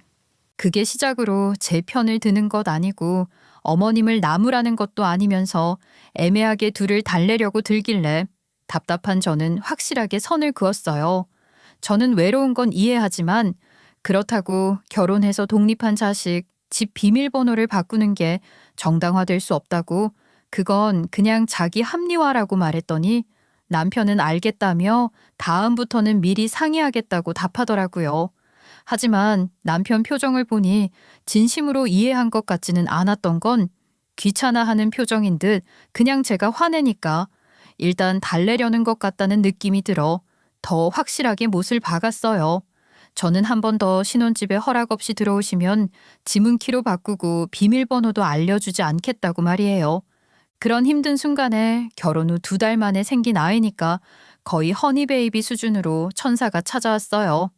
그때 저희는 모은 돈으로 신혼집을 신림 쪽 18평 아파트로 은행 대출 끼고 샀던 상황이었는데 임신 소식을 들은 친정 부모님이 갑자기 집을 바꾸자고 하시는 거예요.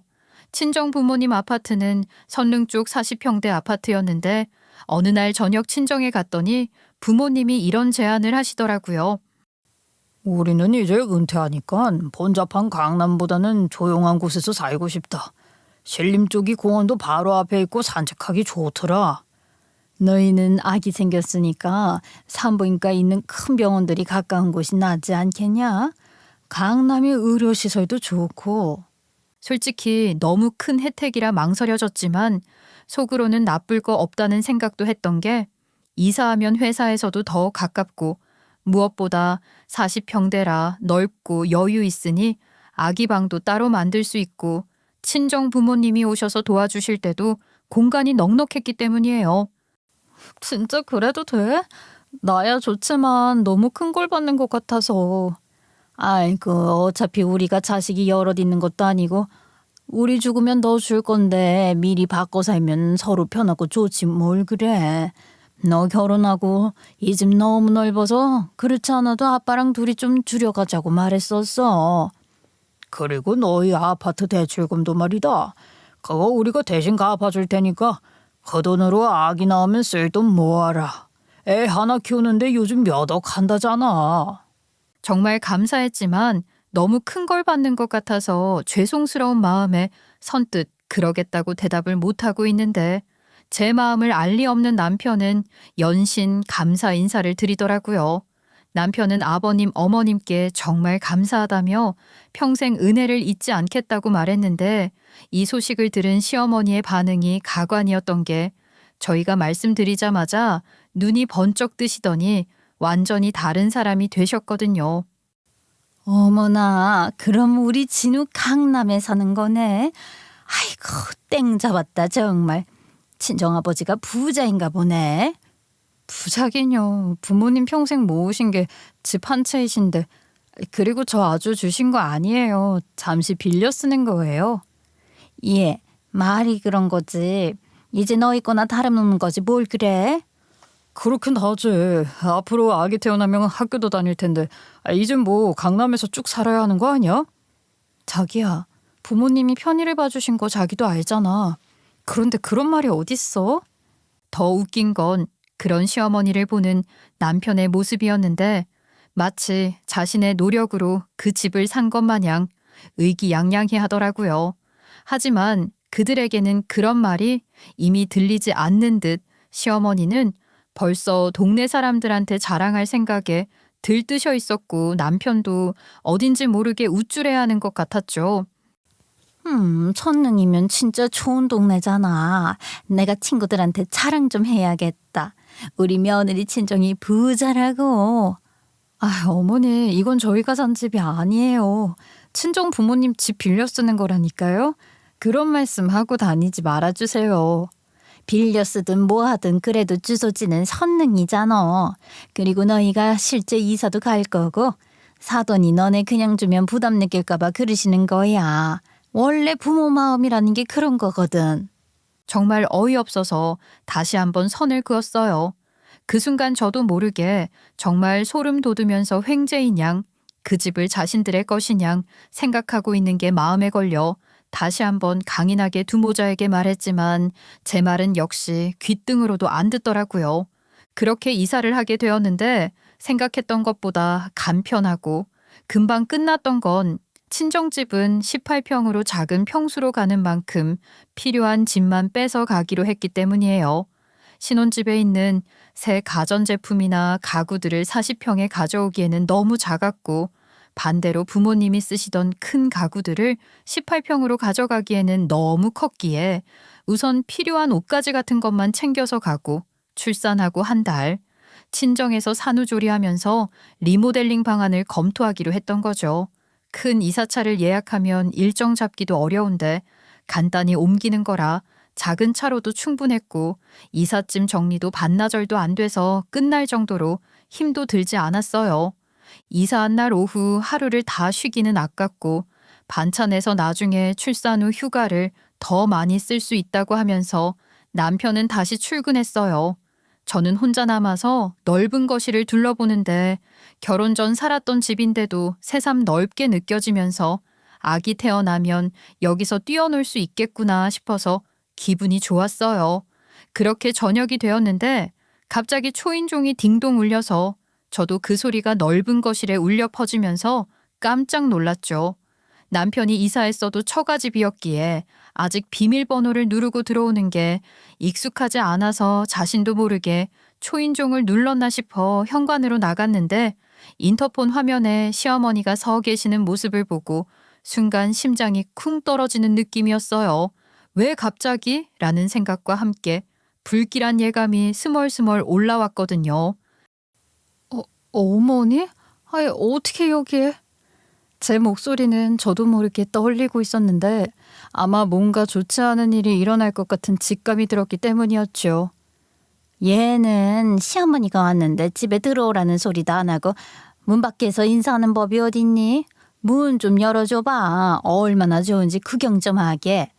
진우도 집에 있지? 시어머니 목소리는 평소보다 한 톤 높았는데 어딘지 모르게 들뜬 마음이 고스란히 드러나는 것 같았어요. 진우 씨는 이삿짐 다 들어오고 오후에 출근했어요. 어머니, 혹시 진우 씨랑 미리 약속하고 오신 거예요? 아니면 무슨 급한 일이라도? 약속? 부모 자식 간에 그런 거 없어도 되지 뭐. 내가 내 아들 집에 오는데 무슨 약속이 필요해. 아이고 얘 어서 문이나 열어주고 말해라. 옆집 사람이라도 나오면 어떻게 하려고 해. 창피하게 진짜. 내가 뭐 팔러 온 사람도 아니고 문이나 좀 열어. 당당하게 목소리를 높이시는 모습에 저는 할 말을 잃었지만 시어머니 말씀대로 옆집에서 누군가 나오는 듯 문소리가 나서 저도 모르게 우선 안에서 이야기하겠다는 생각에 문을 열어줬어요. 그런데 그 순간 시어머니가 벽 쪽으로 붙였는지 카메라에 보이지 않았던 캐리어 2개를 끌끌끌 소리를 내며 끌고 들어오시는 거예요. 그 소리가 마루바닥에 울려 퍼지면서 저는 온몸에 소름이 돋았는데 한 개도 아니고 큰 캐리어로 여행용이 아니라 이민자용으로 정말 큰 캐리어였거든요. 당황한 건 캐리어를 가리키며 왜 이렇게 큰 걸 2개나 들고 왔는지 물으며 혹시 어디 멀리 여행 가는지 그래서 가시기 전 인사라도 하려고 들리신 거냐고 물었죠. 저는 설마 아니겠지 하는 바람과 당혹감이 그대로 목소리에 묻어나고 있었지만 슬프게도 점점 현실이 되고 있었네요. 시어머니는 당황하는 기색 없이 며칠 있을 준비를 좀 해왔다고 하시면서 요즘 혼자 있으니까 너무 적적하다고 하셨고 당신 아들이 결혼했으니 이제 본인도 외로워서 못 살겠다며 그래서 생각해봤는데 저희 집이 이렇게 넓다니까 같이 살면 되겠다고 하시더라고요. 며칠이 아니라 아예 눌러 앉으실 작정을 하셨구나 싶은 마음에 저는 머릿속이 하얘지면서 어떻게 내쫓아야 할지 머릿속으로 생각하고 있는데 시어머니는 제 당황한 표정 따위는 안중에도 없이 집 안을 둘러보며 감탄하고 계셨어요. 며칠이요? 아니 같이 산다고요? 그런 건 상의를 하셨어야죠. 진우 씨한테 들은 것도 없고 저는 어머니랑 한 집에 살 생각도 없는데 이렇게 무작정 밀고 들어오시면 어떡해요? 준비? 무슨 준비? 진우야 평생 나랑 같이 살았으니 문제될 거 없고 네 마음 준비 말이냐? 봐라 너는 내가 혼자 살기 적적해서 왔다는데도 어머니 그러셨어요? 하는 말 없이 어머니랑 한 집에 살 생각도 없다고 대놓고 말하는데 무슨 준비고 상의가 필요하단 말이냐? 참이나? 그랬으면 내가 이 집에 들어오기나 할 수 있었겠니? 어머니도 아시잖아요. 이건 저희 집이 아니라 친정 부모님 집인 거요. 아이 낳고 키우는 거 편히 하라고 편히 봐주신 거지. 어머님 모시고 살라고 내주신 거 아니잖아요. 어머 얘 너는 말을 참 이상하게 하더라. 빌려주든 아예 주든 어차피 너희가 사는 집이잖아. 주소지도 여기고 우편물도 여기로 오고 그러면 여기가 너희 집이지 뭐야. 그리고 사돈 어른들도 이해하실 거야. 며느리 시어머니가 함께 사는 게 뭐가 이상해. 그러시더니 거실을 한 바퀴 돌아보시면서 정말 넓다고 감탄하시면서 혼잣말로 이쪽이 주방이고 저쪽이 거실이네 평가하시면서 마치 부동산 중개사처럼 집을 둘러보시더니 자연스럽게 그리고 당당히 안방으로 향하시는 거예요. 저는 뒤따라가면서도 머릿속이 완전히 하얘졌어요. 이게 정말 현실인가? 시어머니가 정말 여기서 살려고 하시는 건가? 막장 드라마에서 보던 게 눈앞에 펼쳐지니 할 말 하자고 마음먹었지만 한술 더 뜨는 상대방을 보니 무력화되는 그런 기분이 들더라고요. 시어머니는 이미 모든 게 정해진 일인 것처럼 제 반응도 예상하신 듯 자연스럽게 행동하고 계셨거든요. 안방 한가운데 캐리어를 떡하니 놓으시고는 지지직 소리를 내며 지퍼를 열기 시작하시는데 그 안에서 옷가지들이 우수수 쏟아져 나오는 걸 보는 순간 정말 기가 막혔어요. 겨울로 가는 계절이었는데 한여름 원피스까지 나오는 것을 보며 아예 눌러 살기로 작정하셨구나 싶었기 때문이죠. 아범한테 못 들었니? 밥부터 차려라. 국도 끓이고. 나 오늘 하루 종일 짐 싸느라 아무것도 못 먹었어. 아유, 배고파 죽겠다. 남편요? 아무 말 안 했어요. 어머님 오실 거라는 말도 없었고 이렇게 짐 싸서 밀고 들어올 거라는 소리는 더더욱 안 했고요. 그래? 어젯밤에 진우가 그랬는데. 엄마 혼자 사시니까 외로우시겠다고. 이제 집 넓은 데로 이사 가니까 언제든 오셔도 된다고. 아이고, 전화해봐라. 토시 하나 안 틀리고 진우가 그렇게 말했으니까. 그래서 온 건데 자꾸 너는 나를 이상한 사람으로 만든다. 그 사람이 그런 말을 했다면 잠깐 놀러 오라는 소리였겠죠. 이렇게 짐 싸서 오시라는 게 아니고요. 아이고 참, 그게 그건 거지. 너는 뭔 말이 그렇게 많아. 나 배고파 쓰러지는 꼴 보고 싶어서 그래. 시어머니가 밥 좀 차리라면 네 할 것이지. 네, 알겠습니다. 금방 차려드릴게요, 그럼. 진작 그럴 것이지. 너도 나랑 같이 살면 편할 거야. 어디 봐봐. 사람은 말을 해야 한대. 혼잣말이 아니라 대화. 대화 상대가 있으니 얼마나 좋아. 제가 이상하게 구는 것처럼 목소리가 점점 더 당당해지는 시어머니 모습을 보니 정말 화가 치밀어 올랐지만 우선 밥을 차려드리겠다고 차분하게 답했어요. 최대한 밝고 다정한 목소리로 말하는 제 목소리에 자신감을 찾으셨는지 콧노래를 부르며 나머지 짐을 푸시는 모습을 뒤로하고 전 주방으로 나와 음식을 차렸어요. 그리곤 음식이 다 되었다고 나와서 식사하시라고 어머님께 말했죠. 그 소리에 금세 시어머니가 안방에서 나오셨는데 얼굴에 그렇게 화색이 도는 모습은 처음이라 저도 당혹스러웠어요. 그렇게 얄밉게 활짝 웃는 모습은 본 적 없었는데 눈가에 주름이 잡힐 정도로 환하게 웃으시면서 마치 모든 계획이 성공한 것처럼 의기양양해 보이시더라고요. 만족스러운 표정으로 벌써 다 됐냐고 반문하시더니 제 손이 빠르다는 둥 칭찬을 하시다가 뭔가 이상함을 감지하셨는지 음식 냄새가 안 난다며 의아해 하셨죠. 분명 국도 끓이라고 했는데 아무 냄새가 안 나니 설마 컵라면에 물 붓고 먹으라는 거냐며 당황해 하시는 기색이 역력했어요. 그렇게 말씀하시면서 주방으로 오셔서 식탁 앞에 앉으시더니 제가 준비한 상을 보시며 어리둥절한 표정을 지으셨죠. 어머야, 이게 다 뭐다냐? 밥 차리라고 했더니 뭔 종이 쪼가리를 그릇에 올렸어. 설마 아이고 이거 내 용돈이냐? 아이고 요즘 젊은 사람들은 용돈이 이렇게도 준다며? 음식할 시간 없고 준비할 시간 없어서 그렇다고. 그래 뭐 이해한다. 이사하느라 시간이 없었겠지. 며느리가 이렇게 또 세심하게 챙겨주니까 고맙네. 그러더니 이내 시어머니가 그릇 위에 올려진 봉투를 두 손으로 조심스럽게 집어들고 마치 선물을 받은 아이처럼 설레는 표정으로 열어보기 시작하셨어요. 용돈이라며 설레는 마음으로 첫 번째 봉투를 뜯어보시는데 이내 표정이 굳기 시작하시더라고요.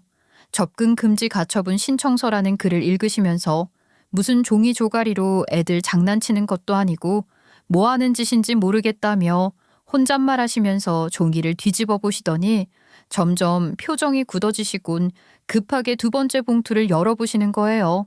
거기엔 무단 침입 고발장이라고 적혀 있었는데 그걸 보시곤 이건 또 무슨 자다가 봉창 두드리는 소리냐며 당신이 아들 집에 온 게 죄는 아니라며 어이없어 하시더라고요. 무시하시며 세 번째 봉투를 열어보시는데 황당해 하셨지만 당당하게 유지하시던 모습은 온데간데 없고 놀란 듯한 표정을 숨기지 못하셨죠. 아니야, 이거는 어디서 났어? 이런 걸 어떻게 구했어? 너 혹시 나 미행했니? 진우 씨 명의니까 당연히 알 권리 있죠. 어머님도 참 대단하세요. 어떻게 진우 씨도 모르게? 오해야. 네가 뭘 안다고 짓거려? 설마 진우한테 너 말한 거 아니지? 이거 내가 알아서 할 거야. 너는 조용히 있어. 하나 둘 그동안 어머님이 했던 일들을 보여드렸는데도 정신을 못 차리시고 오히려 당당하게 큰 소리 치시길래 전화를 드렸어요. 아유 왜? 헛디다 걸려고. 설마 진우한테 걸어서 너 모자 사이 기어코 갈라놓겠다는 거야? 그래? 그런 거야? 안녕하세요. 네, 경찰서죠. 네, 신고 접수 부탁드립니다. 무단 침입이랑 협박당하고 있어서요. 경찰? 협박? 얘네가 언제 협박을 했다고 그래? 저 오해예요, 경찰 아저씨. 저는 남이 아니라 시어머니예요, 시어머니. 그렇게 말씀하시는 시어머니가 갑자기 식탁 의자에서 벌떡 일어나시더니 현관 쪽으로 뛰어가기 시작하셨죠. 생각해보니 급한 일이 생긴 걸 깜빡했다며 나중에 다시 이야기하자고 당당하게 말씀하시려고 애쓰셨지만 말은 더듬고 계셨고 당황한 표정을 숨기지 못한 채 슬리퍼도 제대로 신지 못하고 한쪽은 맨발인 채로 캐리어는 그대로 버려두고 황급히 도망가시더라고요. 현관 밖에 나가셔서 엘리베이터를 누르셨는데 엘리베이터가 늦게 온다고 생각하셨는지 계단으로 뛰어내려가시는 그 뒷모습을 보는데 어찌나 웃음이 나던지 이제 정신 좀 차리셨으려나 싶은 생각이 들기도 했네요. 사실 그동안 시어머니 때문에 너무 스트레스 받아서 참다 친정엄마한테 한번 하소연한 적 있었는데 그때 친정엄마가 말씀하셨던 게 저에게 많이 도움되었어요. 아이, 혹시 뭐 숨기는 거 있는 거 아니야? 그런 거 아니야, 엄마. 원래 그러셨대. 아주 가만 보면 마마보이 다니고 답답해 죽겠다니까. 아이, 원래 그런 게 어딨어. 특히 월말이면 집에 더 자주 들락날락 거리신다며. 뭔가 숨기는 게 있거나 연관이 있으니까 그 시기에 더 자주 오시겠지.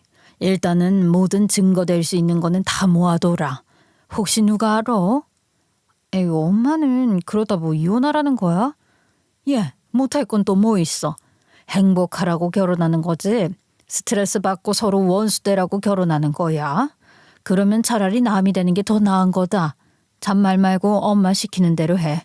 그리고 엄마 잘 아는 변호사 번호 알려줄 테니까 상담도 가서 한번 받아보고.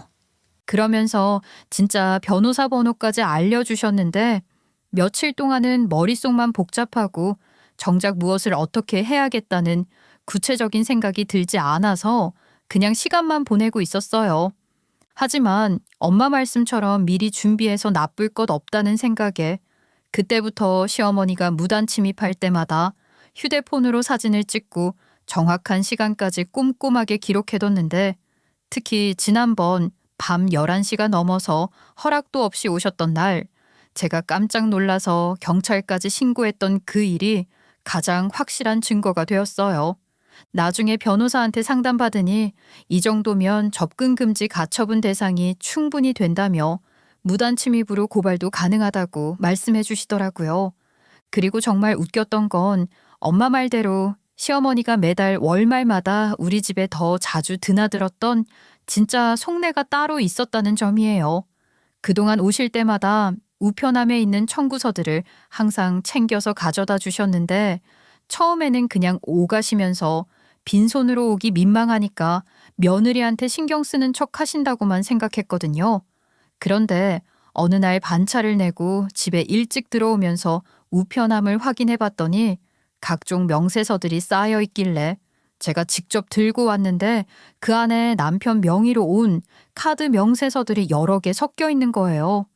남편은 평소에 카드를 잘 안 쓰는 사람이라 뭐지 하는 궁금증이 들기도 하고 그동안 집으로 온 명세서들을 본 기억도 없어서 이상하다는 생각이 들었는데 알고 보니 결혼 전부터 남편 명의로 된 카드들을 시어머니가 직접 관리해 오셨고 나중에는 그게 사채까지 이어지면서 빚이 눈덩이처럼 불어나게 됐던 거더라고요. 남편은 그동안 별다른 문제가 없었으니까 크게 생각하지 않고 엄마가 알아서 해주신다며 대충 넘어갔었는데 시어머니가 남편 인감도장까지 가지고 계시면서 남편 모르게 이것저것 보증까지 잘못 서시는 바람에 보증인 주소로 독촉장이 날아오게 되고 그걸 남편이 보면 안 되니까 미리 가져가시려고 매번 우리 집으로 오셨던 거였어요.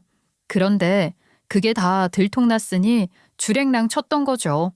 퇴근에 돌아온 남편이 식탁 위에 그대로 있던 법적 서류들을 보더니 처음엔 무슨 일 있냐고 걱정되는 듯 물었지만 그 일이 자기 일이라는 걸 알게 된 후 완전히 돌변했어요. 자기 명의로 시어머니가 카드 만들고 사채까지 쓴 걸 알고는 얼굴이 새파랗게 질리면서 진짜 화를 내는데 그런 모습은 처음이라 저도 좀 무서웠네요. 그러니까 당신 말은 내가 나도 모르는 사이에 보증인이 되었단 거지. 그래서 빚도 생긴 거고 그게 다 엄마가 내 명의로 나 모르게 진행해서 그렇다는 거지. 그렇지. 어머니가 자기 인감도장 가지고 있었다며 그걸로 당신 모르게 다 처리하셨던 것 같아. 인감. 그동안 아무 일 없어서 문제될 거 없다고 생각했는데 왜 말 안 했어? 이런 큰일을 알면서도 당신 혼자 감당을 한 거야? 말했으면 자기가 어떻게 했을 것 같은데? 어머니가 외로워서 그랬을 거라고 편들고 이해하려고 애썼을 거 아니야. 저는 최대한 싸우자는 말투가 아니라 어떻게든 좋게 일을 해결하고 싶었다는 의사를 내비치기 위해 차분히 말을 이어갔죠. 그랬더니 남편이 갑자기 제 앞에 무릎을 꿇으면서 울먹이는 목소리로 제 손을 붙잡는 거예요. 미안해. 내가 당신한테 믿음을 못 줬구나. 나는 정말 엄마가 하도 혼자 남아서 외롭다고 하시니까 그렇게 안 느끼게 해드리려고 그런 부분만 신경 썼는데 내가 얼마나 바보였는지 어리석었는지 엄마가 나 모르게 이런 짓을 하고 있을 줄은 모르고 정말 미안해. 미안해 은영아. 솔직히 속으로 남편이 이런 상황에서도 어머니 편을 선다면 이혼도 각오할 정도로 마음이 복잡했었는데 사실을 알고 나자마자 돌변하며 단칼에 시어머니를 등질 생각하는 남편을 보자 마음이 좀 누그러지더라고요. 이제 알았으면 됐어. 앞으로는 당신이 확실하게 선 거였으면 좋겠어. 이제 태어날 우리 아기도 있는데. 당연하지. 앞으로는 이런 일 절대 없을 거야. 이제 확실하게 내가 지켜야 할 사람이 누구인지 알았어. 너와 우리 아이. 누가 뭐라 해도 내가 감싸고 지켜야 할 사람이니까. 말만 하지 말고 행동으로 보여줘. 내가 불안해하지 않게. 알았어. 앞으로 너 불안하거나 걱정하는 일 생기지 않도록 내가 알아서 다 할게. 걱정하지 마. 한 번만 믿어줘. 그러더니 정말 제 앞에서 바로 시어머니에게 전화를 걸었는데 불과 몇 시간 전 제 앞에서 주랭랑 칠 때는 언제고 또 아무 일 없다는 듯 아들 전화는 받으시더라고요. 수화기 너머로 아들 하며 평소와 다름없는 시어머니 목소리가 들렸는데 남편은 시어머님이 받자마자 앞으로 자기나 저 볼 생각 하지 말라고 인사도 없이 바로 본론부터 시작했죠. 아니, 왜 그래 아들? 설마 은영이가 뭐라고 했어? 그래? 그런 거야? 아들, 그거 다 오해야. 그년이 우리 모자 사이를 갈라놓을 심산으로 그런 거라니까. 엄마, 그걸 지금 말이라고 하는 거예요? 진짜야. 너 엄마 말 못 믿어? 어디서 말도 안 되는 서류를 조작했는데 나도 깜빡 속을 뻔했다니깐. 설마 그걸 믿고 지금 엄마한테 그러는 거 아니지 너? 내일 직접 확인해보고 다시 전화 드려요? 그러면 그때 인정하실 거예요? 아이고 너도 TV 봐서 알잖니. 요즘 문서 위조가 난리도 아니라는 거. 대학교 졸업장도 위조하는 마당에 그런 종이 쪼가리 한두 장 가짜로 만드는 게 일이겠어? 너 그러는 거 은영이 장난에 다 놀아나는 거다. 아유 그럴 필요 없다고. 옆에서 듣고 있는데 기가 차서 진짜 상종도 못할 사람이라는 생각이 들기 시작하더라고요. 잘못했다고 빌어도 모자를 파내 눈 가리고 아웅이라고 손바닥으로 하늘을 가릴 생각을 하시다니 다행인 건 남편이 진짜 작정했는지 시어머니가 저를 모함하는데 동조 안 하고 눈빛 하나 바뀌지 않은 채 할 말을 다 했다는 거죠. 적어도 잘못했다고 하실 줄 알았어요. 근데 이제 됐어요. 이제 끝이에요. 이제 끝이라고요. 얼굴 볼 필요도 없고 변명도 필요 없어요. 연락도 하지 마세요. 그리고 제 명의로 만든 빚 모두 엄마가 책임지세요. 아니 뭔 소리야. 내가 네 엄마인데 은영이 걔가 너를 세뇌시켰구나. 세뇌가 아니라 진실을 알게 된 거예요. 이제 정말 끝입니다. 그리고 시어머니 말도 안 듣고 바로 끊어버리는 모습을 보며 마지막 카드로 이혼 서류까지 준비하고 있었는데 그럴 필요 없다는 안도감에 저도 모르게 다리에 힘이 풀려 주저앉고 말았어요. 남편은 당황하면서 제 걱정과 아기 걱정을 동시에 하며 혹시라도 아기한테 이상이 생긴 건 아닌지, 병원으로 급히 이동해야 하는 건 아닌지 묻더라고요. 그 모습이 어찌나 든든하던지 괜찮다고 안도감에 힘이 빠진 거라고 말했지만 남편은 아기에게 혹시 이상이 생겼을까봐 두려움에 떨었고 저는 애써 괜찮다고 웃으며 말하면서 드디어 이 길고 긴 악몽 같은 일들이 마무리되었네요. 그 일이 있고 난 후 시어머니의 삶은 완전히 뒤바뀌었어요.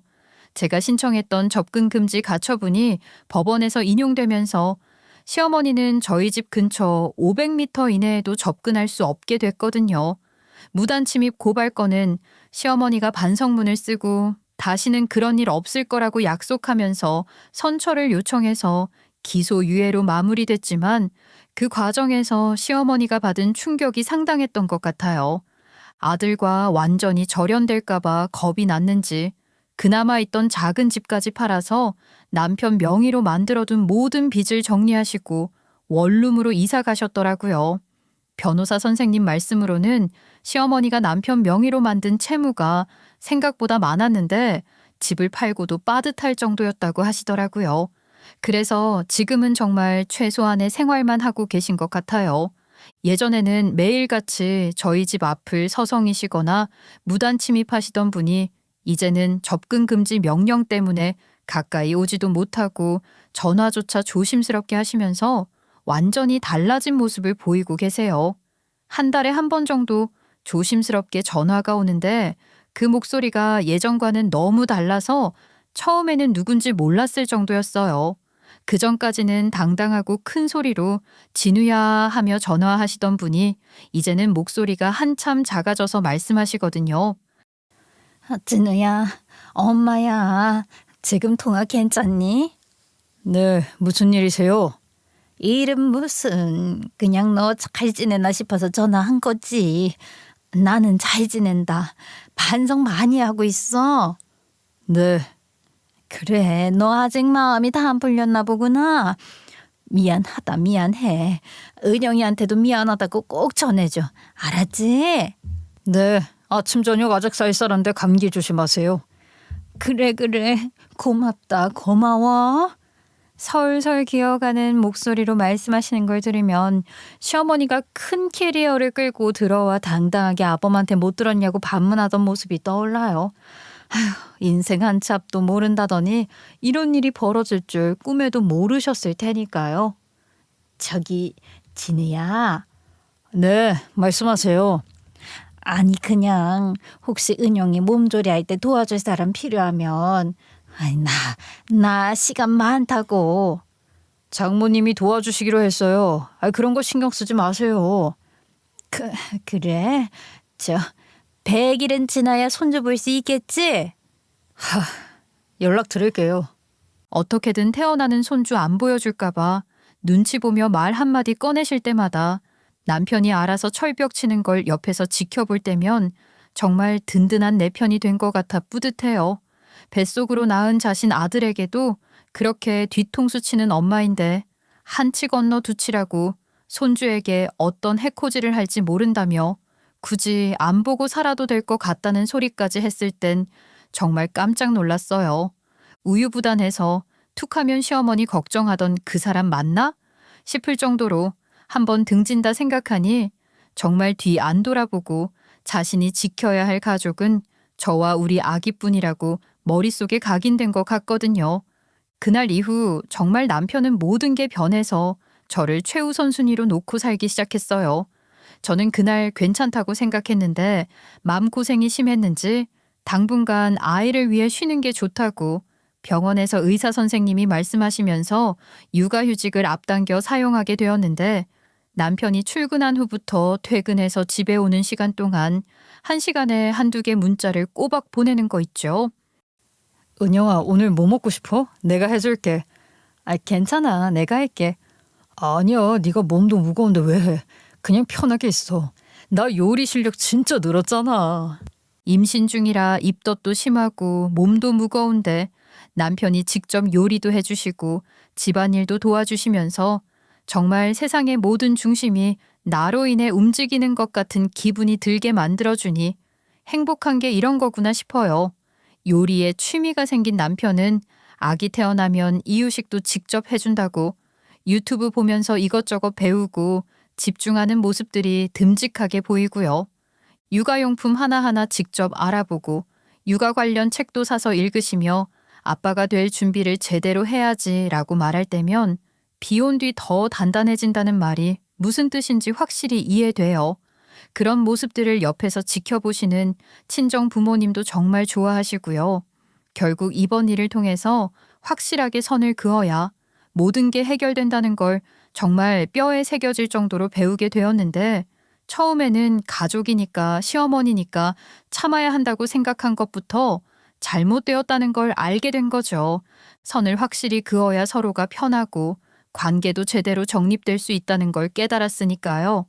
지금 생각해보면 정말 아찔한 게 그때 용기 내서 법적 대응을 하지 않았다면 아마 지금도 시어머니한테 시달리면서 살고 있을 테고 게다가 남편도 여전히 우유부단하게 중간에서 눈치만 보고 있었을 것을 생각하면 이혼이 답이었겠구나 싶은 거 있죠.